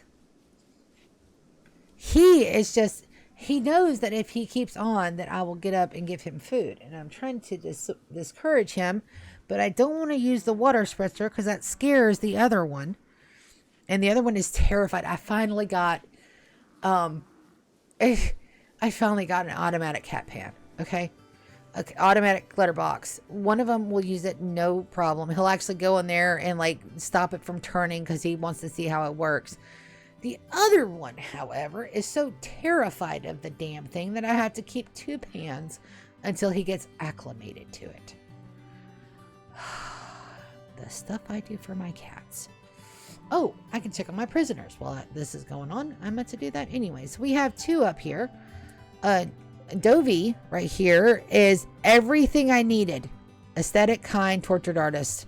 He's everything I wanted for my traveler, but he's unwavering loyal. So I'm not sure what I'm gonna do with him. I am absolutely going to convert him first, but I don't know what I'm gonna do with them afterwards.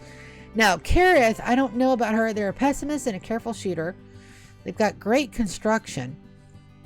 She's 36. Can you have the babies? No, sir.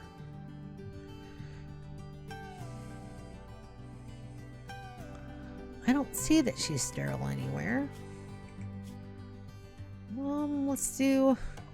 Can we get an ovum? Can we take out an ovum? Plant xenogerm. Yeah. Yeah, and she's 36, so... We'll turn and burn them. Neither one of them are exactly what I'm looking for in a colonist, and I need somebody that I can turn into my traveler. We just created a xenogerm for it. Yes, I know you just lost the skill. It's okay, buddy. So this right here, the traveler xenogerm, perfect immunity, heat tolerant, tox immunity, awful plants, awful artistic, awful plants, and a couple other things.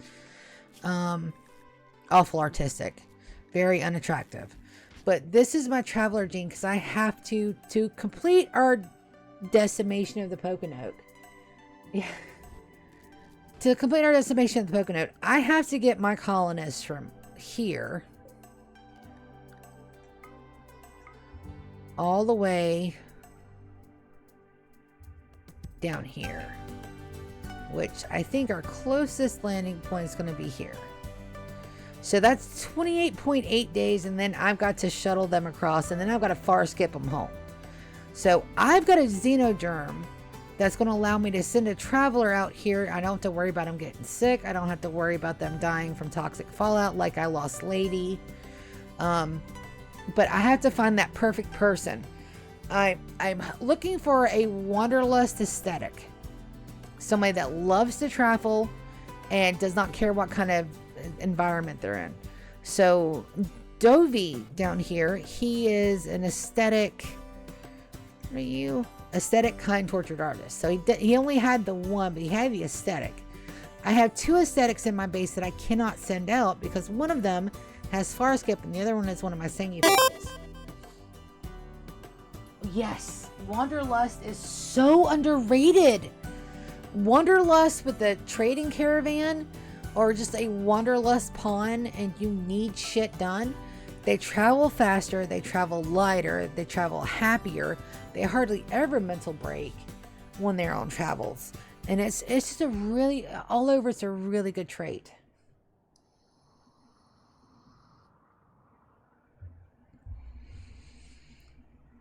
But now that our lights are up, let's give us a little mini tour.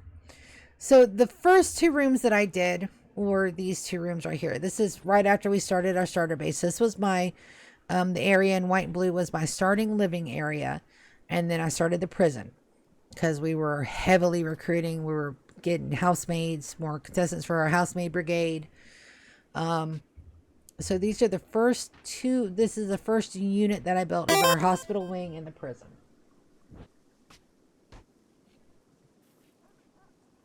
One of the few German words anybody can pronounce. That's correct. That and Doofenshmirtz.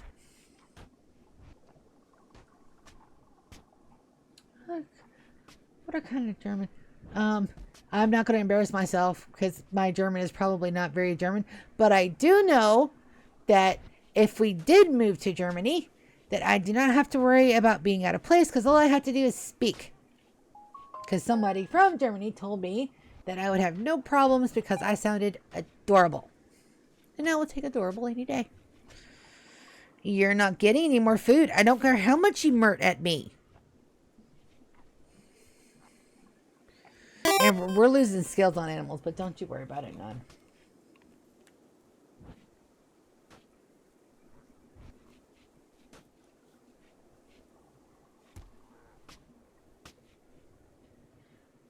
So is kindergarten like an actual German? I had no idea.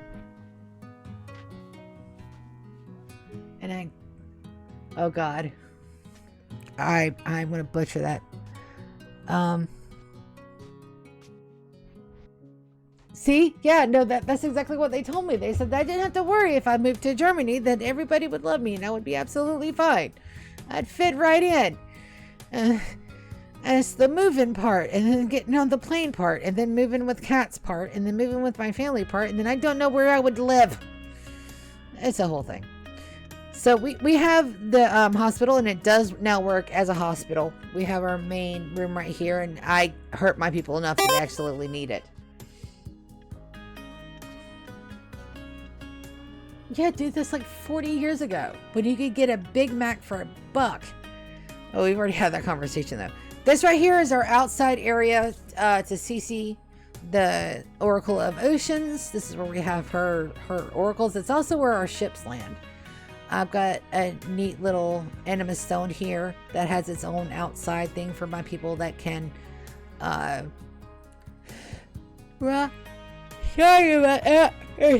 so my people that have the natural ability to do meditation can do. One of the other ones, the wings that I first started, because we were very into having the kids. Yes.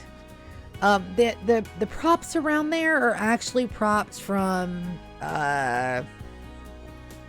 vanilla expanded props, so they never go funky looking, and you can hide garden lights in them, so that's why it gets like really pretty at night. I love it. It's so good. One of the first areas that I did that was absolutely completed is here. This is our nursery. This is where all of our children get to be born right now. We've got Princess in here because she is, where you at? She should be right at her 3rd trimester. Yeah, so we're almost ready to have another baby. It has its own freezer. It has its own cold storage. It has its own dining area. It has the children's barracks with all of the toys and the clothes. It has 3 parent suites. And then it has a schoolhouse complete with play yard. The next area, excuse you, I am doing stuff and you getting up here is not going to change my mind about feeding you. Excuse me, everybody. While I move an orange asshole out of my way. Yes, I'm still mad at you from this morning. I was snuggling him, getting ready for work because I woke up at 3 o'clock in the morning like a dumbass. And I put him on my chest to snuggle, as you do. Well, evidently, the damn cat box went off at the same time, and I've got like 5 claw marks in my chest at the moment. Thanks to this little orange shit. Yes, I'm calling you an asshole online. Yes, everybody's going to know that my cat Velcro is a total prick. I still love you. I am definitely in the AM. But the second area... To get back on track, the second area I did, so this is our residential suite right here. We have 1, 2, 3, 4, 5, 6, 7, 8, 9, 10, 11, 12, 13, 14, 15. We have 15 double bedrooms. We've got 1, 2, 3, 4, 5. We got 5 couple suites. So this is where all of my couples go to stay. Right now we have 4, but Yara and them are in the other one.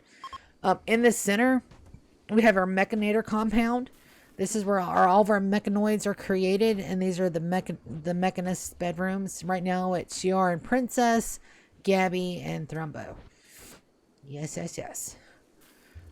Right here to the side, we have a little bit of area. We have a small dorm, 2 small barracks, and our death rest for Yulian and Sangria.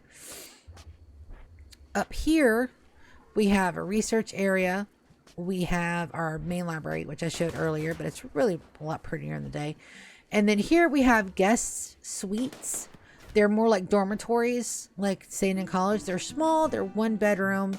They're a little cramped, but they're still really nice to look at. So whenever we get visitors, like the travelers or No, I am not feeding you again until later. No. No. But I put the wanderers and the people that come and want reprieve, I put them in these rooms. Yeah. No, I said no. You keep on, and I will go put an ice cube in your water bowl. I know you don't like the cold water. No. And then beyond that, we have our mid-scale dining area. We have our mid-scale rec room. We have our housemaid brigade barracks that are right here. You can see Vale, Arma, and Sin sleeping in them. We have a movie theater complete with snacks and curtains. I'm so happy with this one right here. Ew, he is not starving. Okay, he got fed this morning when I got up at 3. He got fed another half can before I left for work. They both got fed their full cans when I got home from work at 4:30 because I got home late. And he is not due for any other drop of food until later. And if you look, and I know you guys can't see, I'm thinking about getting a camera. But right now, at this very moment, he has got a full bowl of crunchies. The dry cat food. He's got fresh water, and there's still half a can of wet food in his bowl. He's just not eating it.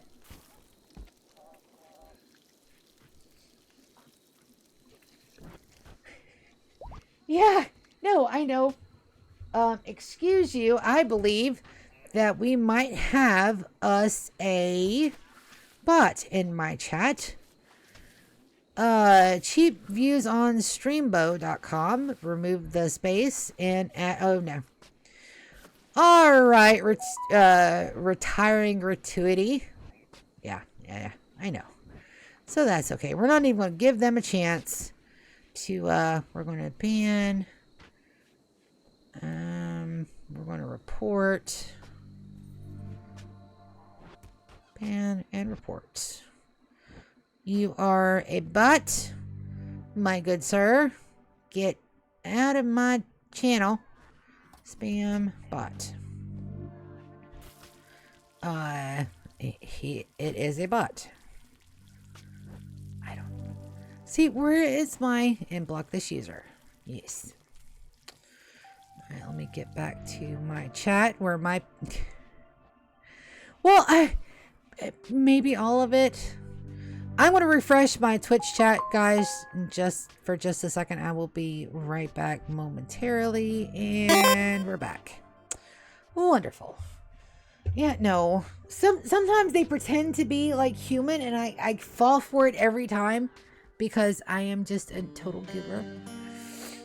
Anyway, back to my base. So we got a beautiful movie theater with a huge screen TV, and we got the curtains at the back. We got the mid-tier recreation room. We have the housemaid brigade barracks right here, and it's lovely in there. It's positively lovely. We have our mid-tier dining experience where each guy is kind of like got a upscale cafe feel to it. Below that we have our mead hall where we produce all of our alcohols and sundries, and also I need to make sure that we do that.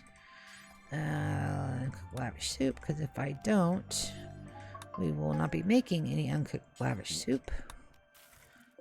Yep. Perfect. And then down here, we have our main food storage, food production, animal processing, worts, brew making, and all of that. So this is the meat hall because it's got that beautiful orange. And then this is all done in... what was that? That was a weird sound outside. Right beside the kitchens, we have our main grow zones. We have 8 different zones, and right now I've kind of got them balanced out to exactly what we need. And then we have our animal runs. Our first animal run are chickens, and yes, their chickens are adorable thanks to ridiculous chicken variety. And then over here we have muffaloes and cows and some of our animals in here asleep. And I think we have goats as well. Yes, cows, goats, and muffalos. And the muffaloes have also the ridiculous animal variety. It's adorable. Above that, we have our main entry hallway. Yes, it is done in pink, and yes, I love it. Above that, we have our main storage facilities. Bottom right, we have our buildings and where our stone is created. Top right, this is going to be where we have all of our textile storages where we make our clothes. And each of my clothing bills are tailored to the specific jobs. Over here in the top left, we have our xenogerm plant. And also we have our clothes overflow. Because I've got way too many. I'll look at that later. Don't you worry about it. We don't see a thing wrong with that. And then in here is our main fabrication area. Right now, I'm just steadily outputting components and high components. Beside that, we have our mausoleum. All my people that are dead that I'm able to put in there, we have a spot for. We will recycle those corpses if we need to, but at the moment we're fine. Above that, we have the Booms Farm. Give you guys a minute to ask why it's called a Booms Farm. No, and I don't. What I don't understand about bots. Clothing overflows end up being your biggest things. Yeah.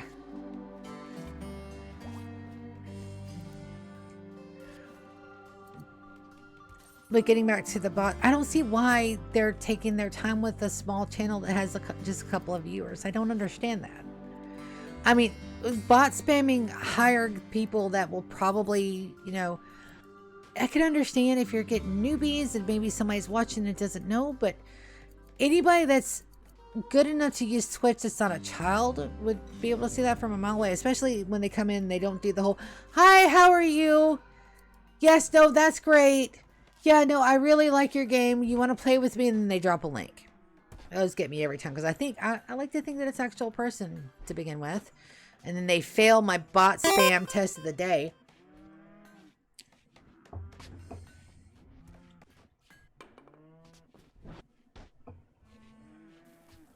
Well, yeah, but you got more of a chance of getting somebody that's wanting it to hit big in a big streamer's channel than just somebody that's got like 5 or 6 views.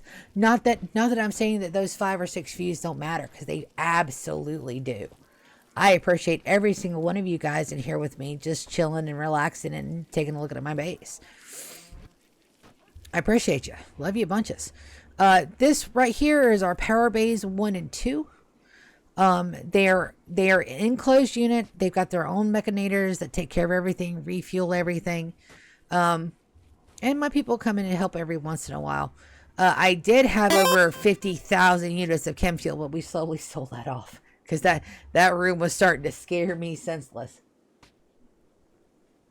Yeah, that does tend to happen on some of the slower games too.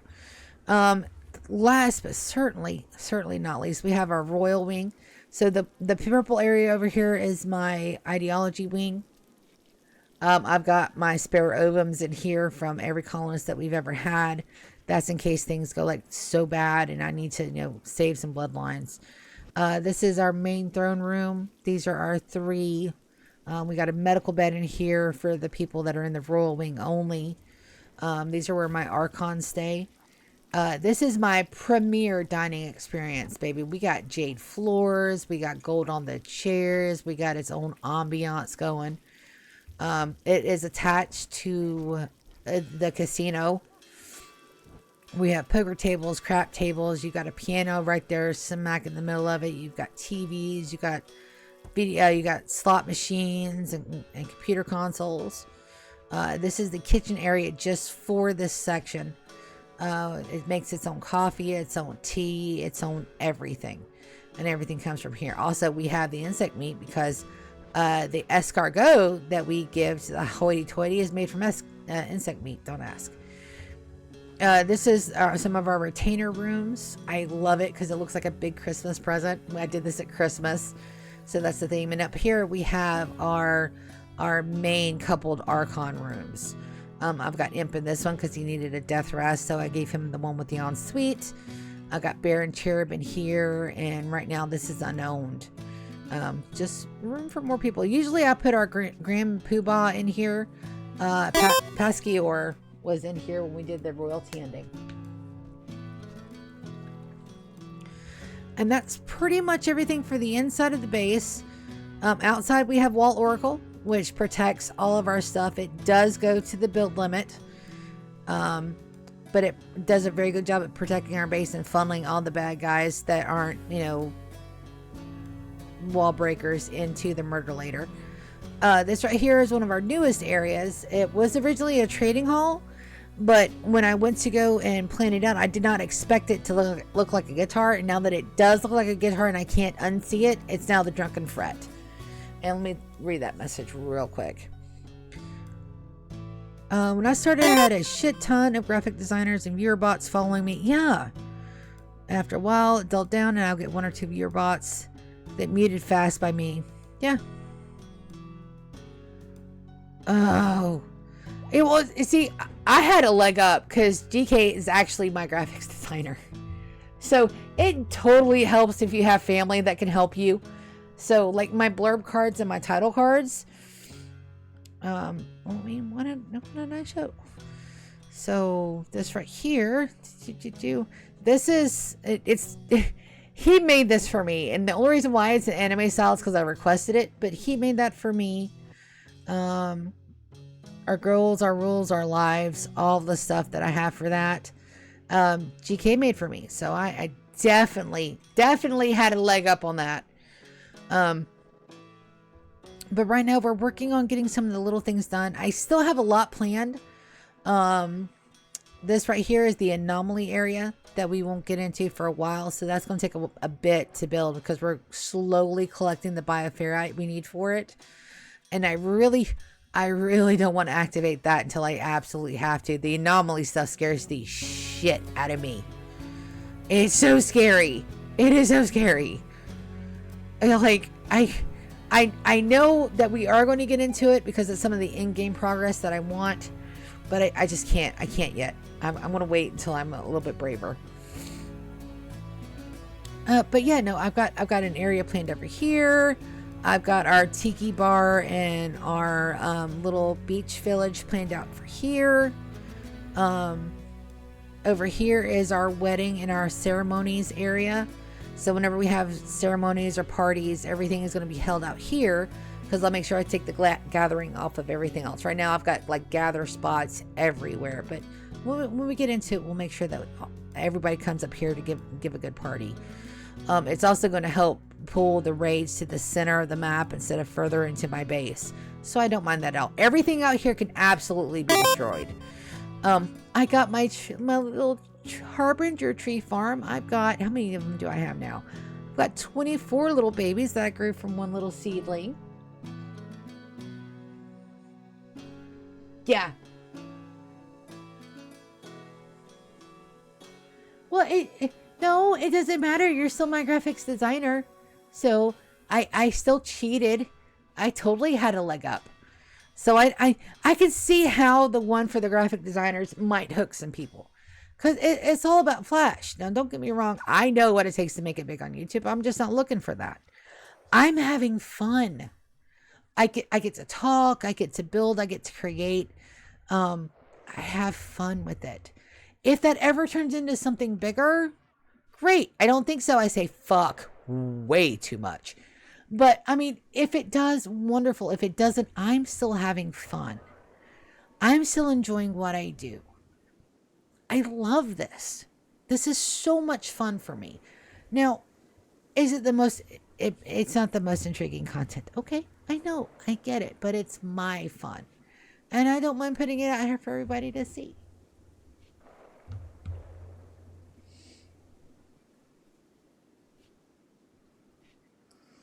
In the beginning, you had 4 or 5 graphic designers following and interact with you in chat, and they promo what they're... Yeah. Yeah, no, I don't get the talk to me on Discord thing.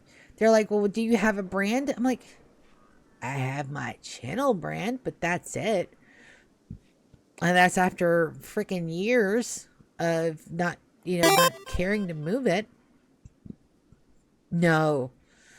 No. Well, no, but you're not... you're my graphic designer. There's a difference. Yeah, I got a leg in the back door, so to speak, because I can go to you with puppy dog eyes and say, Clint, I need help. And you helps.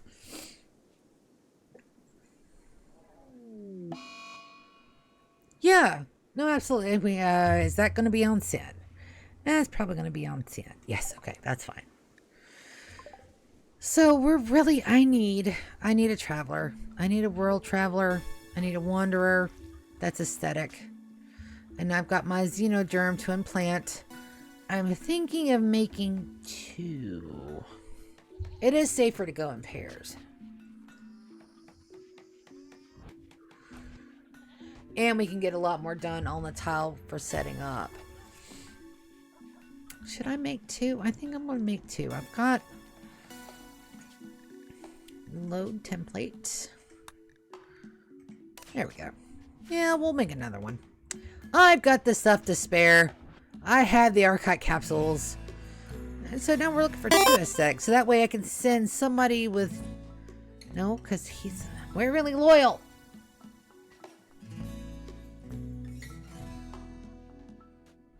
Yeah, no. No, GK is like one of the best people on the face of the planet. And I can totally say that unironically because he's my brother and I love him. So yes. Also, his art is phenomenal. What I showed you guys is just because that I did a thing. And I asked him for that. But I have Sidina's Journey.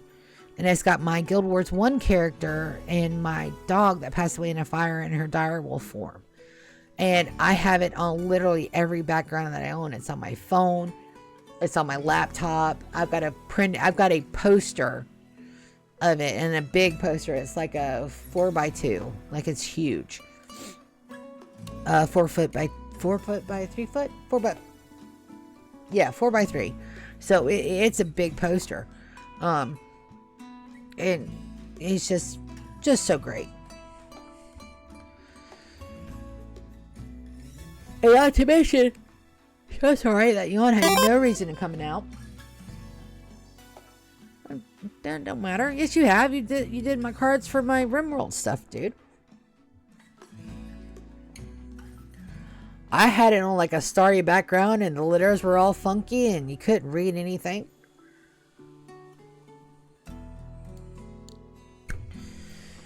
All right. I need more people. I need more people that are probably aesthetic. I'm going to call the Pokinoke.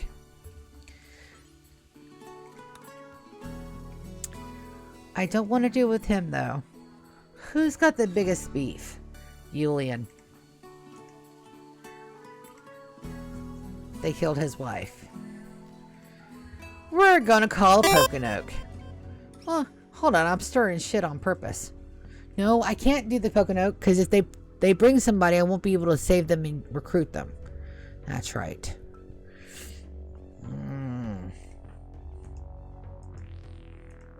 Oh, yeah, I can't pull a Julian. He's still in the bio fixer thingy.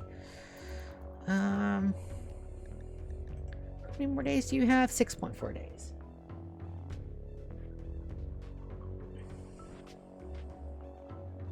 Yes. Would it Rottweilers that you did that whole photo spread for that one person that was just so fucking cute? You had the ribbons and the backgrounds and all that stuff? That was fucking adorable. Princess is also gonna have her baby soon. Yar, why don't you come over here? Let's call Dax. Yeah. That's the one where you just rated. Them and the Greys.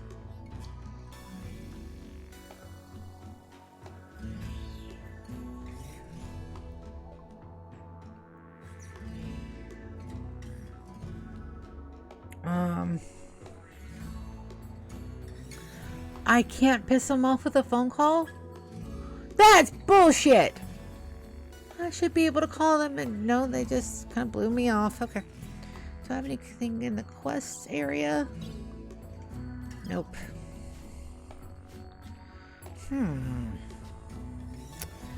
How can I trigger a raid? I have dev mode, but I'm not using it for nefarious purposes. The only thing that dev mode is for is when we encounter bugs. And like with the royalty quest line, I had to activate it by using that stuff.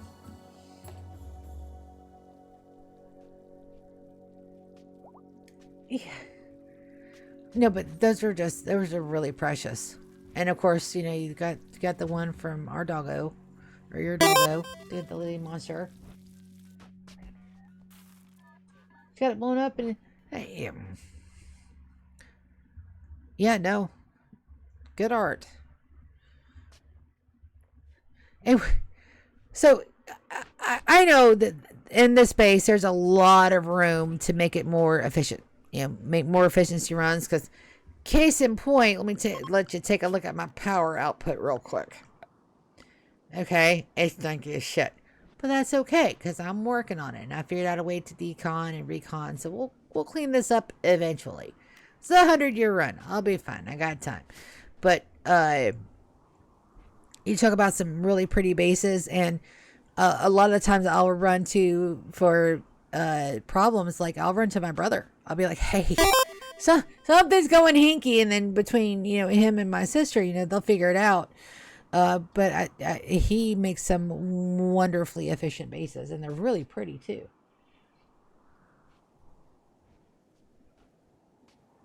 Oh, there are four-legged kids. There are four-legged dogs too, but I mean, the dogs are always four-legged. Never mind. Just ignore that I said anything. Yes, no. Oh, the chillins he's talking about are puppies and kitties. I do have to step out just for a hot second. I'm going to go grab some more tea, this time not with whiskey in it.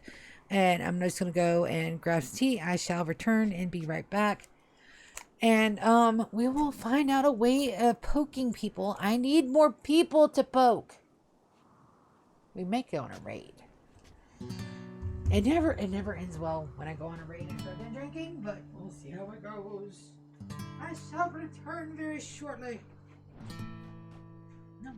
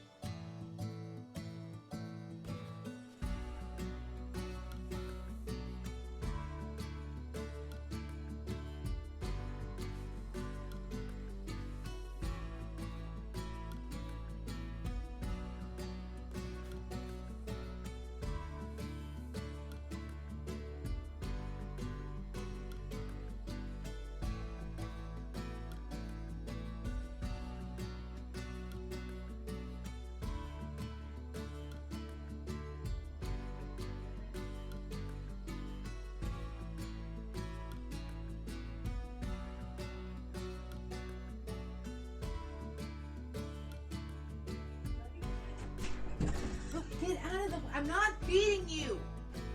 Go lay down. You guys do not get food until I get food, and that won't be till 9 or 9:30. You would think I was starving them. Oh, and it's Jugas too, so we're going to have a CC Lantern Festival.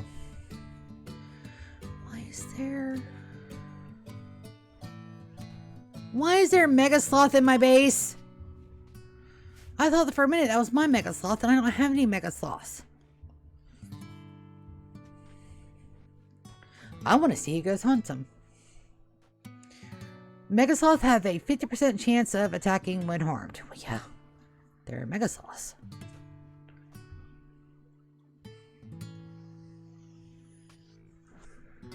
But thank you guys so much for coming and just listening to me rant between aimless, listening to me talk about our, you know, dire financial situations.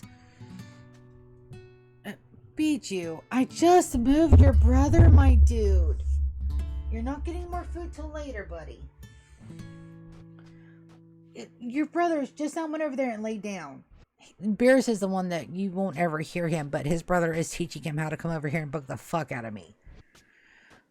They're learning. But thank you guys so much for coming in. Yeah, no, I know. And I've caught a couple of your latest streams, but I really don't interact very much. Because most of the time when I'm viewing, I'm at work and I can't interact. Just State Lifter is complete. Wonderful. So that means we should have... Yeah, no. Let's go ahead and get to naming some mechs. Buddy. Really? Alright, so this first Agrahand we are going to name... Thrumbo has animal names for his Agrahands. Well, we'll plant stuff or harvest stuff.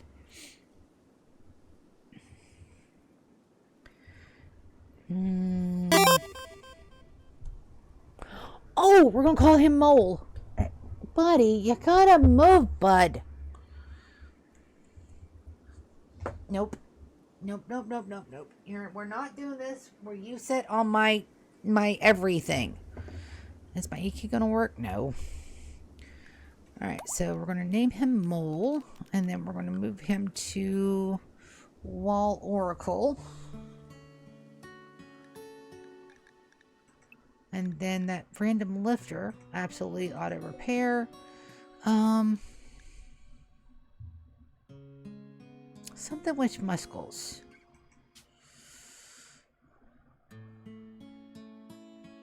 Something runs around a lot. It's got a lot of muscles.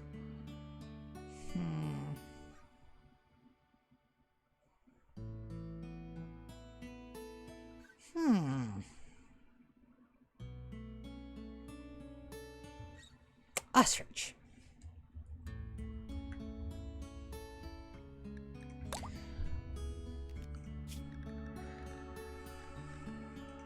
Alright, so they should go. And I just want to make sure that I've got Wall Oracle that covers in here. So we're going to go to here, allow Wall Oracle, and we're just going to drag this down to include this area to here. Just so that way our Agrahand will know where to go. I don't even mind maybe having another line of maybe strawberries out here. I don't know. Megasloth Revenge. Alright, so let's see who wanted that fight. Is it? It's on Oak. Ah, it's Merlot with a charge lance.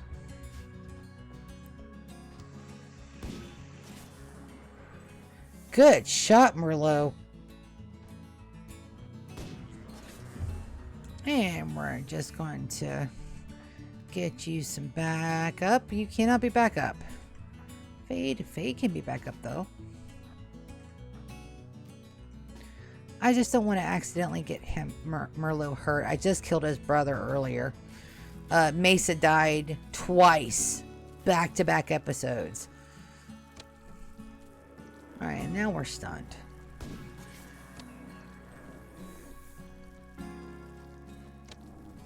And perfection. Good job, guys. But no, Merlot, you started that hunt. You get to haul the meaties back home. So that Agrahand should, and the lifter should handle everything in here.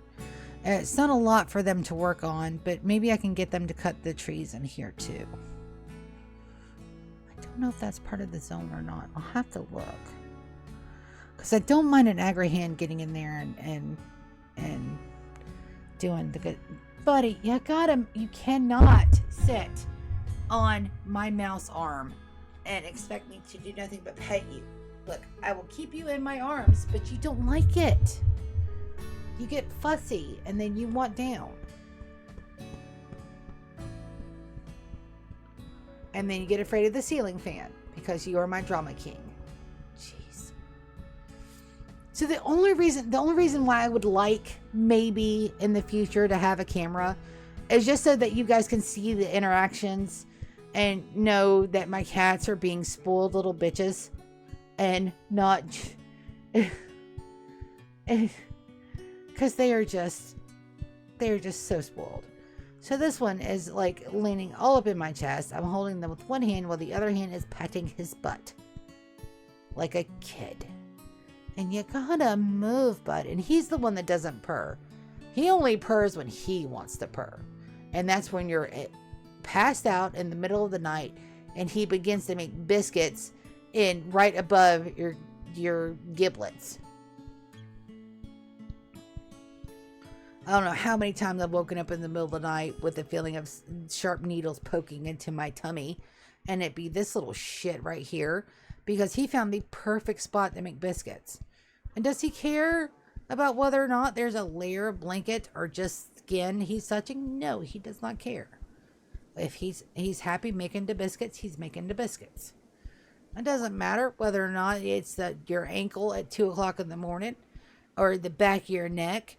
Or the soft squishy part of the outside of your hip as you're laying down. It does not matter to him at all. All right, Scoot. Thank you. So yeah, about the bothers, I know to expect them. I just don't know why they bother with my channel. That's what I don't get. You know, we're not breaking any records here, okay? And that's fine. I'm having a shit ton of fun.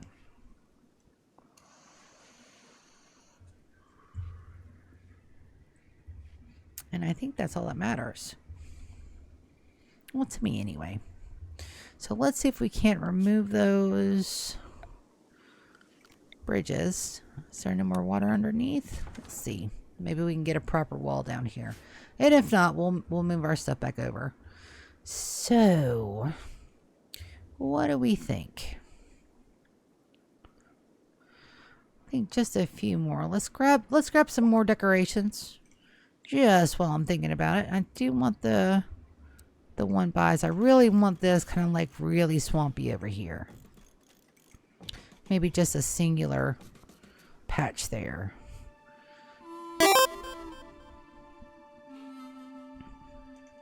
And then we'll do lily pads on the outside. We'll shrink that zone just by 1. That's not going to hurt these bigger zones any, I promise.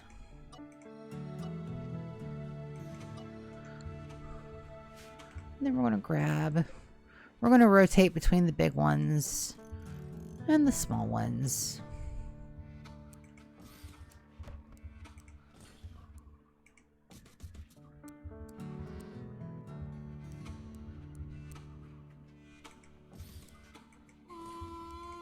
Oh, wrong one.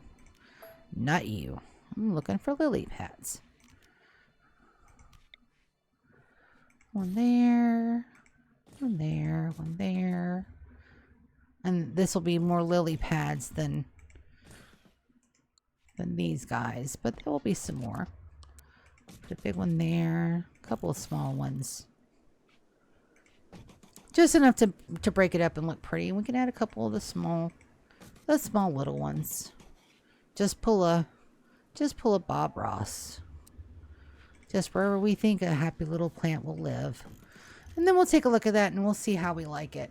But so far, so good. I really do like it. We are going to have, we got at least 3 fishermen. So we have 3 fishing areas. And that is 26. That's 24. That's 21. That's double the recommended size. And it's not oceanic. So, and we've already got our storage set for all this over here.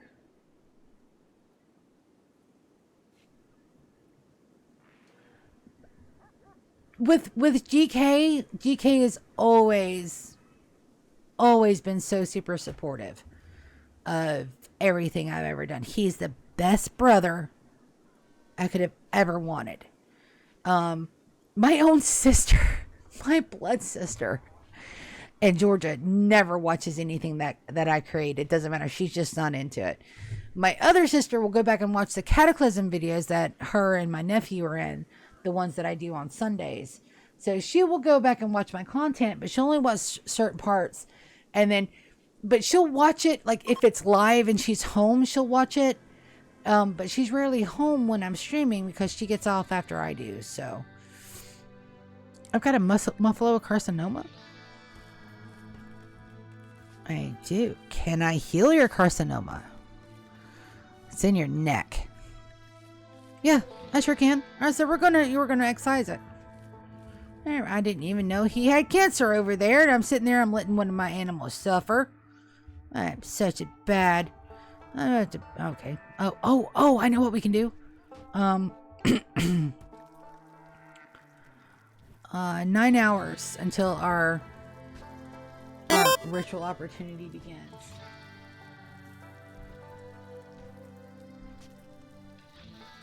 Yes, I do. I do both. And as a matter of fact, my YouTube viewing is insane. I don't have a lot of people stopping and making, comments on the videos much. I do have one like every month or so. But where my views on Twitch are like down below 100, my views on YouTube are getting thousands of hits sometimes.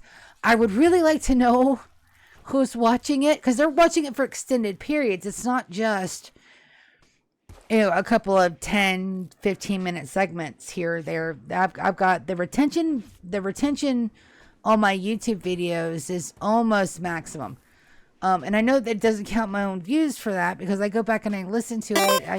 I check it for just sound quality, and just because I like re-listening to what I've done. GK's waving. He absolutely adds to my YouTube count. No, I don't understand any of the algorithm, and it probably won't. I'm content. I'm happy doing this for fun. If it ever takes off and becomes something more, it will be all I have found my people. Hold on a second, because I'm about to fuck them up. I've also got to look at them, see if any of them are what I want. Oh, look, we're tentacle arms again. Lovely. All right, so we're looking for two things. We're looking for Wanderer aesthetic. So too smart, body moderate, gourmand, kind, careful shooter, tough, gourmand, quick sleeper, aesthetic, super immune, and neurotic. They're male. Not. What's your health like? In humanization, and you have a fleshy tentacle. Okay. Misogynist, brawler, delicate, psychically dull. Yes. Yeah, I'm super excited. And I try to make sure that I do a shout out to all the YouTube viewers as well, because I think I'm at 63, my last count. 50 of those are from years ago when I was doing Guild Wars 2 content. I was only doing like little mini VODs and like the content run. Give me a second. I am concentrating. Nimble, psychopath, greedy. Misogynist, fisherman, greedy. Industrious. Aesthetic only. Underthrall, grunt. Are you unwaveringly loyal? No. Aesthetic, fisherman. There's a lot of aesthetics up here. Aesthetic, kind, nudist. What does that quest say? Hold on. Messages.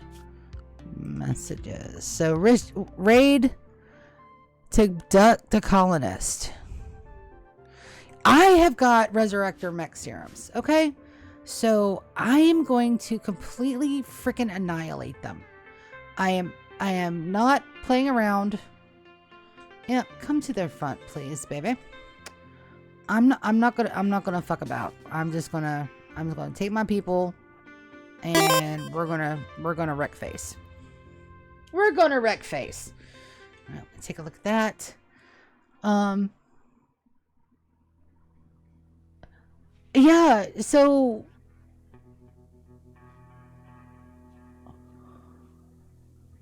Hold on a second. I'm so sorry. Let me reread that. Yeah, I just started posting my VODs on YouTube myself and have gone up a few myself too. I just need to do a better job and start making vids and stop complaining about the time consumacy. Yeah, it does. It does take a lot to create content. This is not easy. Like, the only reason why I find it so fun is that I get on here and I let my inhibitions loose. All right, I talk to you guys the way I would talk to my best friend, because that's how I felt when I first got into YouTube and I started watching people that were doing Let's Plays. It was like they were talking directly to me. So some of the very first YouTube content I ever watched was Paul Source Jr.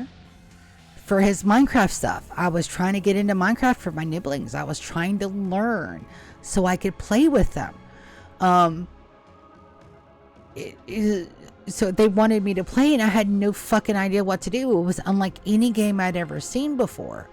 You know, I wasn't that much into sandboxes or you know, I was into MMOs. You know, I played Guild Wars for my runtime on Guild Wars 1 is insane.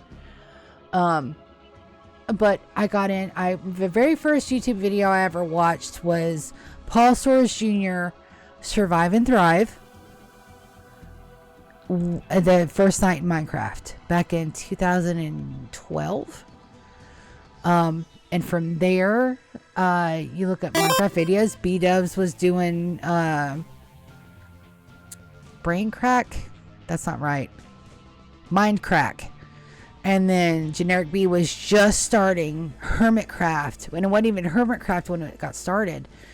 So some of the first YouTube videos I ever watched were that they were talking to me like I was still in the room. It wasn't like some scripted TV show that you would have seen before then.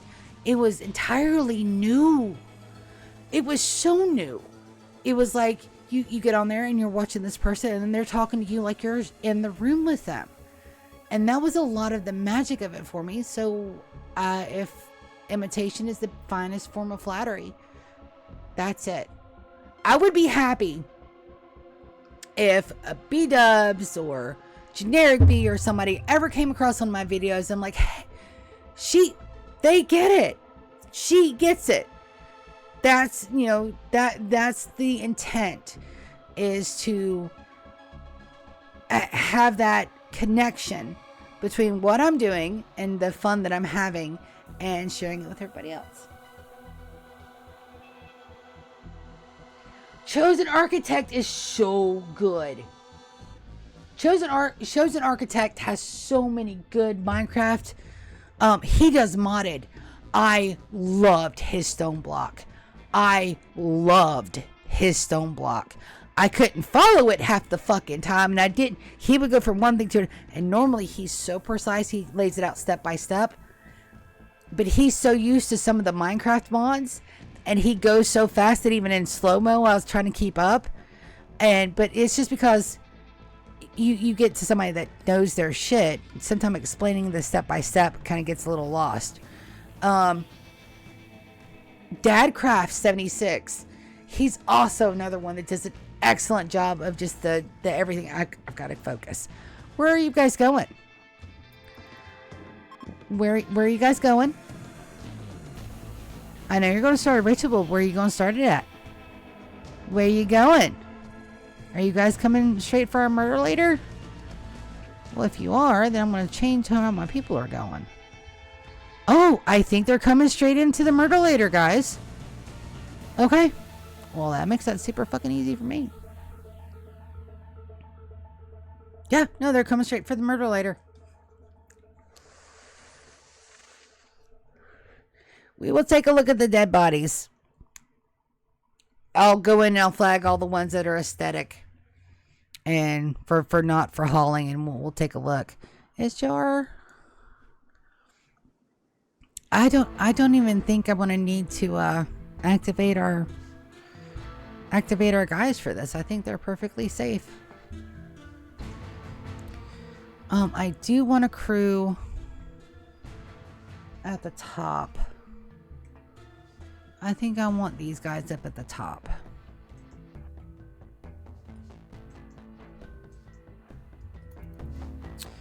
think I want somebody up there to... Let me... Maybe you'll be fine. I doubt they'll come to the murder later before that's all done.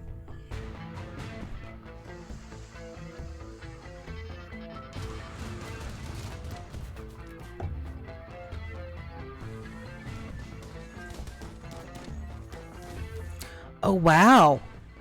They are coming right through that. Okay. Where's my Yar? Yar did not get... Tell you what, we'll put Yar on and we'll just put them to work. That should wake them up. And they should be set to attack. You're charging. Okay. So we're going to take these guys and we're going to slap them over here. Because I don't want any extra stuff. I was actually thinking about that. That's something that I'm actually putting a lot of thought into. Because I am debating on whether or not I want to do a Guild Wars 1 run. Or if I want to pick another game that I can 100-year on. And there are a couple of them that I can think of off the top of my head. I could do a 100-year run in Stardew Valley, which might actually be really fun. I don't think there's been a 100-year run. I think the longest one that I've seen, I think there was a 60 or a 70 year. And I think Silent Moon is the one that did that. 100-year run in factions. No, thank you. No, thank you. So the Guild Wars 1 run would be, I was actually thinking about it because I've been craving to fight, to get back into Tyria. Because I adore Guild Wars. It is one of my very, very favoriteest games ever. Oasis, why are you? I'm not even going to ask why you have that. I'm not going to worry about it. No. Why don't you go over here and pop that guy real quick. And these guys, I'm going to go send for that dude right there. My people are actually getting pretty beat up with this. That is a surprise to me.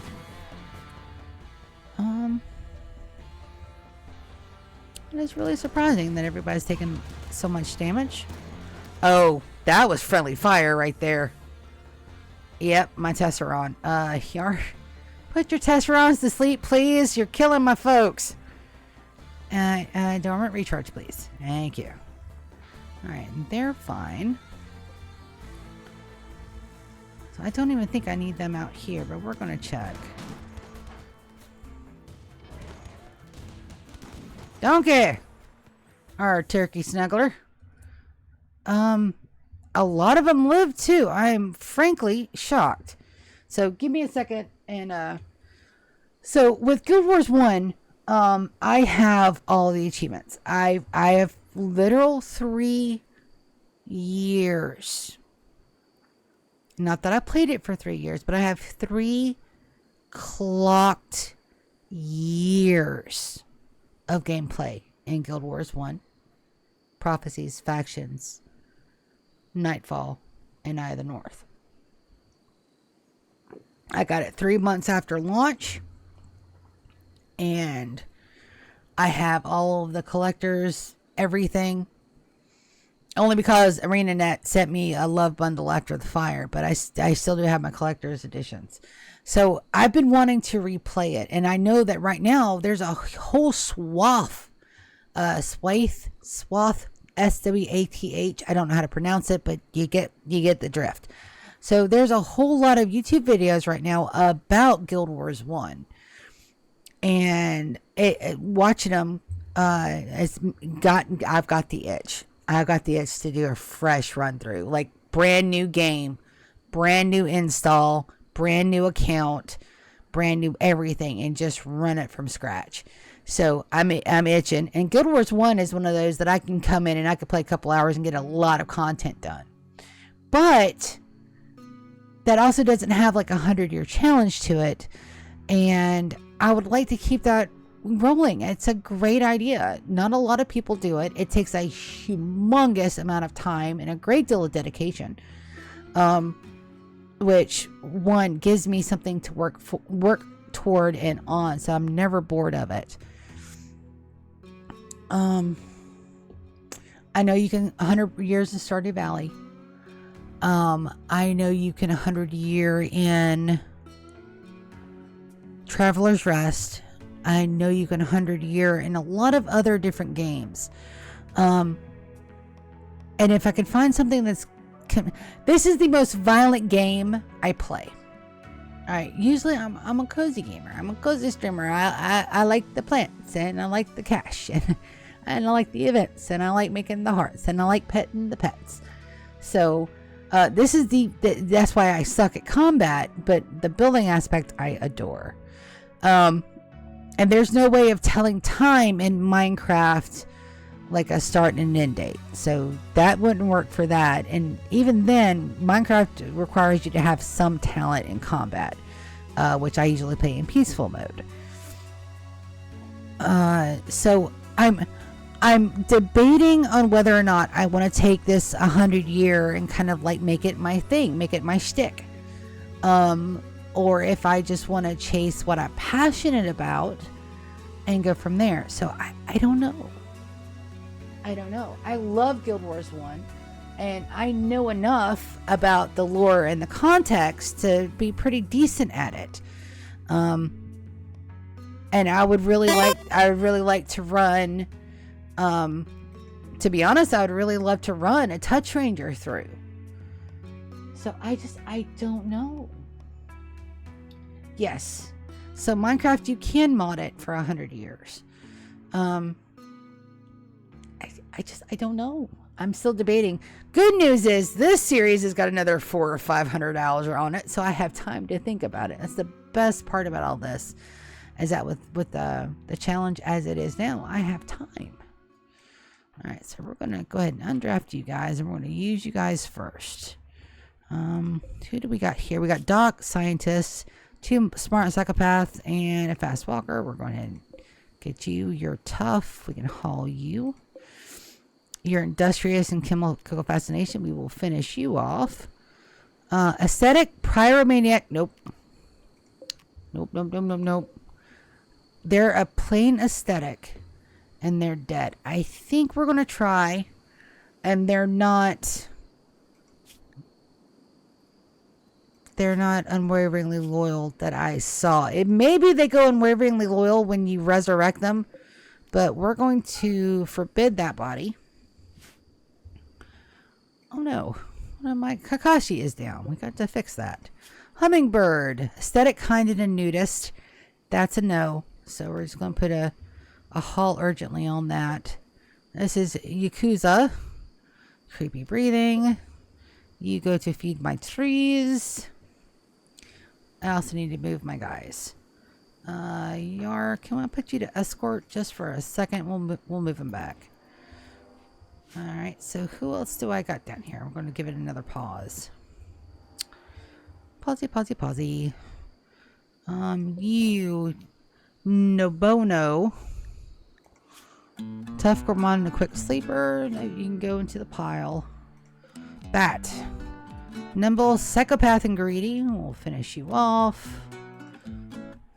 Rabadalo. Fisherman and Greedy. Tortured Artist. Now, Tortured Artists are usually really good, but that's not what we're looking for right now. Lazy. Oh. Aesthetic, Supermune, and Neurotic. They're not unwaveringly loyal, so we're going to X that out. And we're going to wait for them to move a smidgen. So, misogynist, brawler, delicate, and psychically deaf. I'll give you a haul. Aesthetic, fisherman, but delicate is the breaker limit on that. I'm looking for a traveler, so they got to be a little bit tough. 2 smart, body moderate, and a gourmand. So it looks like we've only got 2 out of that we're going to res and try to move.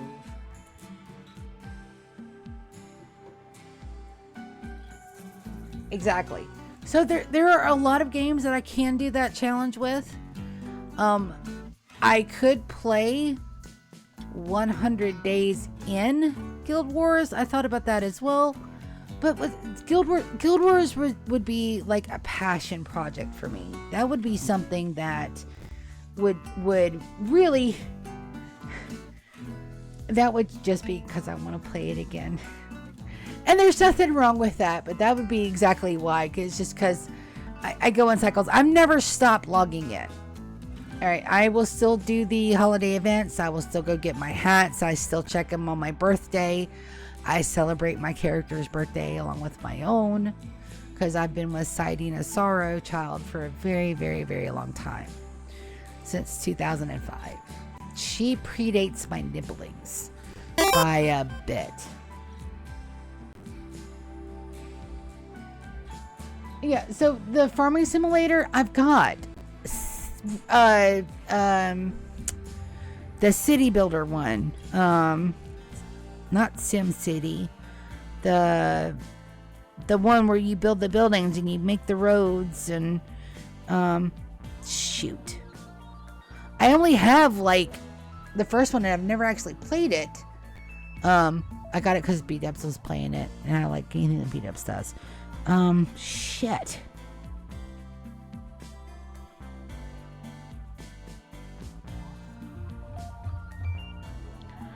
The name is escaping me right now, but it's a big, huge city builder.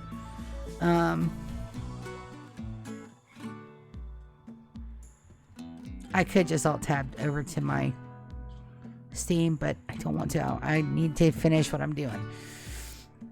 And I need to make sure my people are healed up. So who's in the most danger here? Let's take a look. No immediate danger. Bruises. No immediate danger. Death in 16 hours on Tiger. But I think that's it. Someone take Imp. Will you coagulate your brother over here? And then as soon as he's coagulated, we'll pull the ones that I want to resurrect our mech serum, and then we'll capture them. City Skylines. City Skylines, that's it. Yeah. So the farming simulator isn't bad. It's just, I think it gives you too much way too soon. Yes. So I think that would be a really, really good one. And there is a timescape on that one as well. Core Keeper, surprisingly, doesn't have a time system, which actually surprised me a lot. It really did surprise me. So we're taking this one right here, Coxio, and Giraffe. So Demon, I want you to use, and I know we're wasting Resurrector Mech Serums, but I do have 2 Xenogerms being made. So we want to use Resurrector Mech Serum. Choose who should use this. Demon on this guy. We'll do it one more time. As soon as that's done.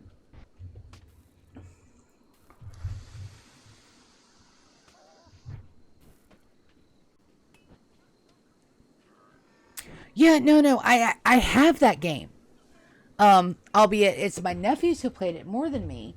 So that's the one where you set up and you have like your own farm. You buy the tractor equipment, you buy the seeds, you plant everything in the right season, and you make like a ton of money, but you never make enough to pay off the tractor.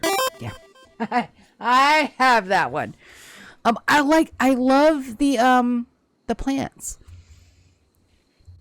Oh, I'm sorry guys. I forgot to undraft you guys. You guys go lay down. Are you going to go and use the... You're not using... Okay, they're using the tables. Good. That needs to be smoothed. So they're using tables, but they're not. Oh, that's a jelly bean text right there.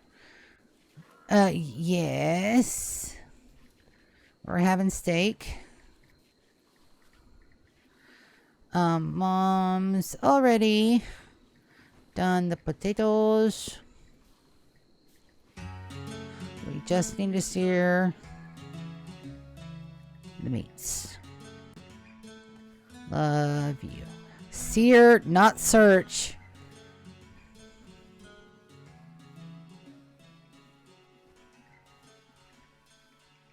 S-E-A-R is sear. Yeah.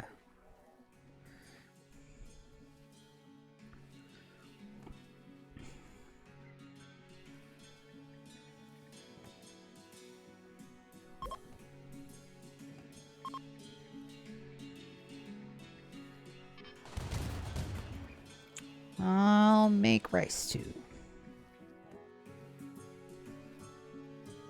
There we go. It's a Deller Beans. I love my sister. She may not want my content all the time. Oh, I gotta reload Twitch too. So sorry about that, guys.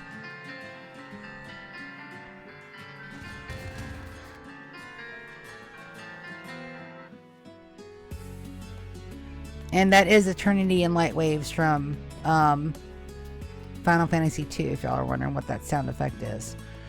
Alright, Twitch.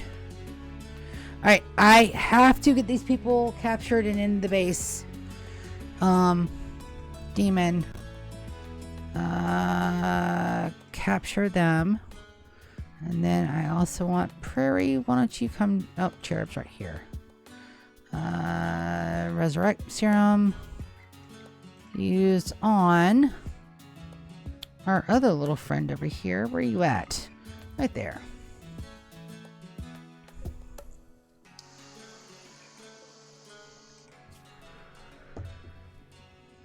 And they're inhumanized, so they may resurrect, but that's okay if they do. That may be what took so long to get them down. I did not notice whether or not they had resurrected themselves or not. And here comes Cherub. And we're just going to turn and burn them. We're going to look and make sure that they are recruitable. And then we will allow everything just so the cleanup gets started.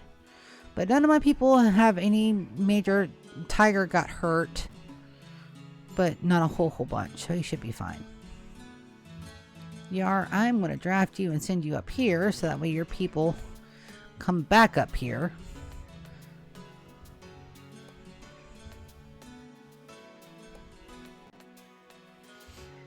And I was sitting there wondering who to piss off, and the game sent me people, so I love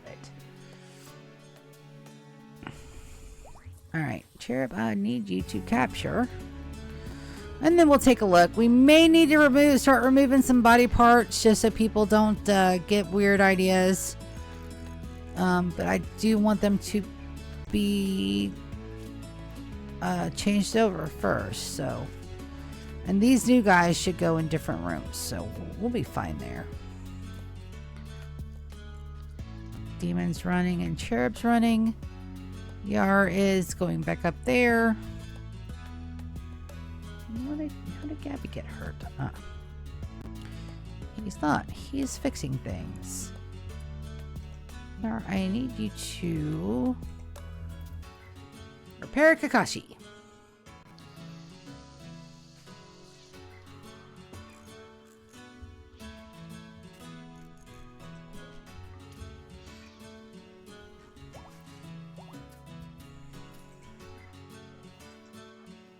Looks like everybody's coming back. We're just waiting on Gara.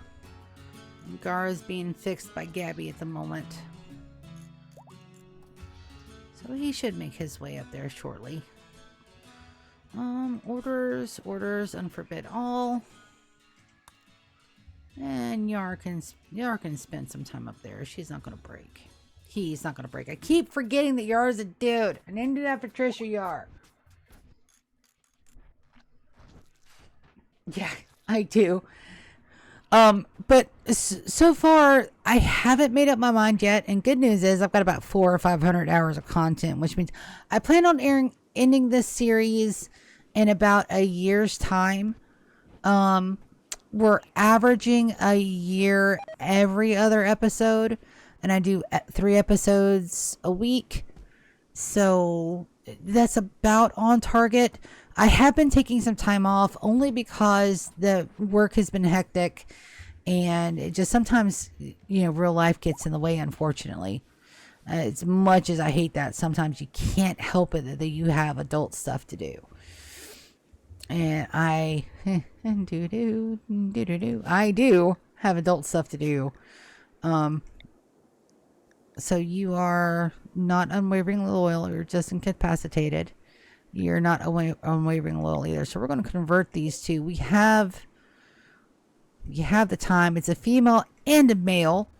So we may implant the xenoderms, make them a couple, because I do have the word of love, and send them off on an adventure for the good of our colony. That actually sounds like a really good idea.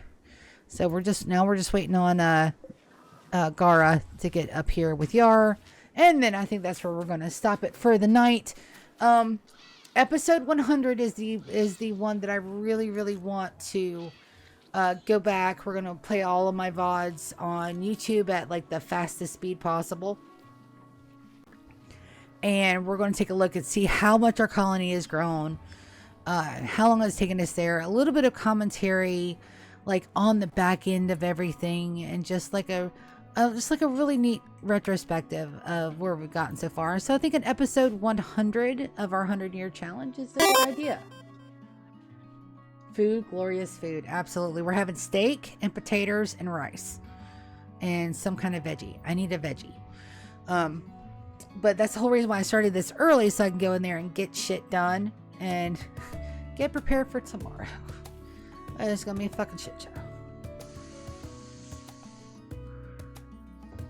Now, if this does take off and I become an excellent, awesome streamer with 1 billion followers, and I can't even say that with a straight face, because I really do think I say fuck too much for me to go mainstream, but I'm having fun.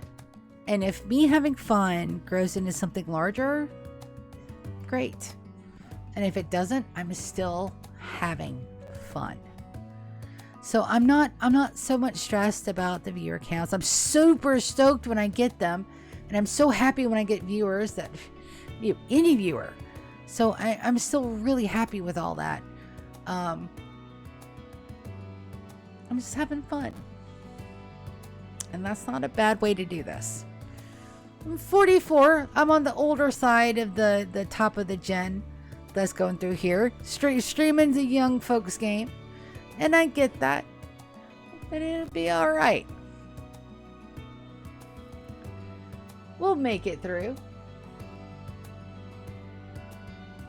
No. I'm actually going to go ahead and exit tonight. We'll start with the CC Lantern Festival the next time that we get in.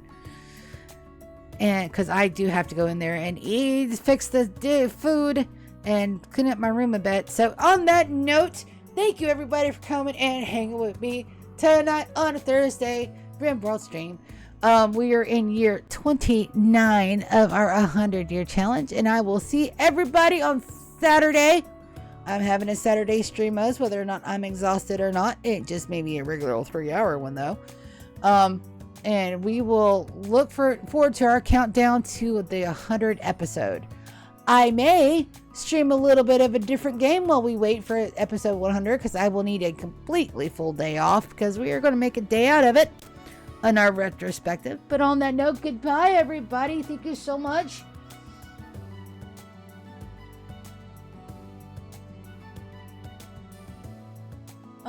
If I was going to rate, I thought you meant like rate in the game. Bye, Hellraiser Pony. Everybody, see you later. No, I don't know how. I don't know how to raid. I've got a minute or two if you want to teach me. I'm willing to learn. So how do I raid? Yeah, I have no clue. You're my first one. So is there like, I'm just so you know, I've got Twitch on my mobile device. And in the background on my computer, I've got Streamlabs going, which doesn't have Twitch integrations like the Twitch Studio used to. So how would I stream? Yes, I have my dashboard up.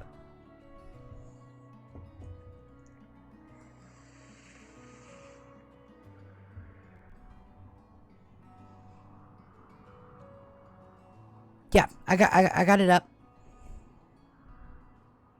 Phone.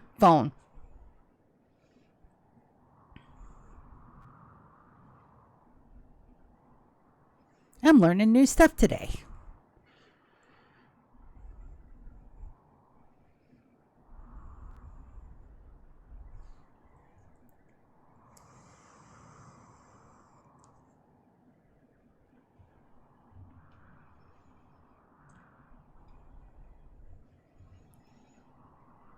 Okay. Channels I follow.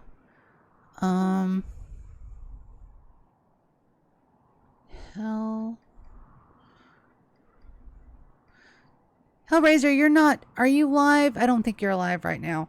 The only two people I've got live at the moment are Puddle Ducks, and they're playing. I don't know what they're playing. And then Advark.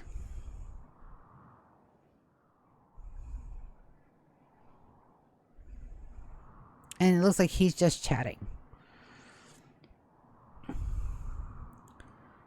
Linda might know. All right, Lurk Queen. Okay. LURKQUEEN.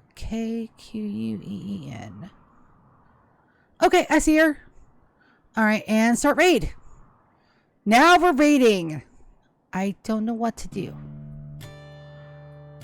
Okay.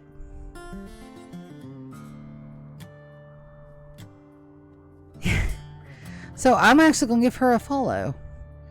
All right, so we're live and we're raiding. I don't mind keeping my Twitch up for a little bit longer.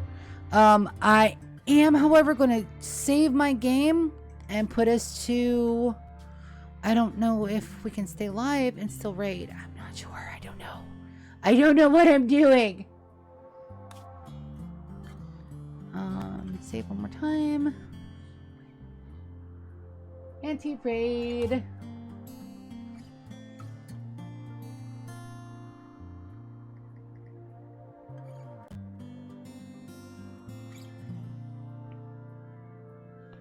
That's pretty awesome. Thank you, Hellraiser Pony. I learned something new today. Do you know if I need to stay live to continue to raid, or will it just raid on my channel till I end it?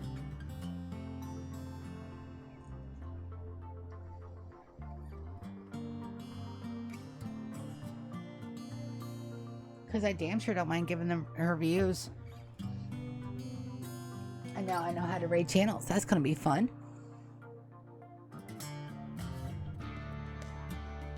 Okay. So, raid complete. Complete those finitos. Good deal. Alright guys, I've got to get off of here. Thank you guys so much. Thank you, Hellraiser Pony, for the learnings. I appreciate it. You guys have a nice night. I'll see you out Saturday for some more Rimworld. Good night. I love you both. Goodbye.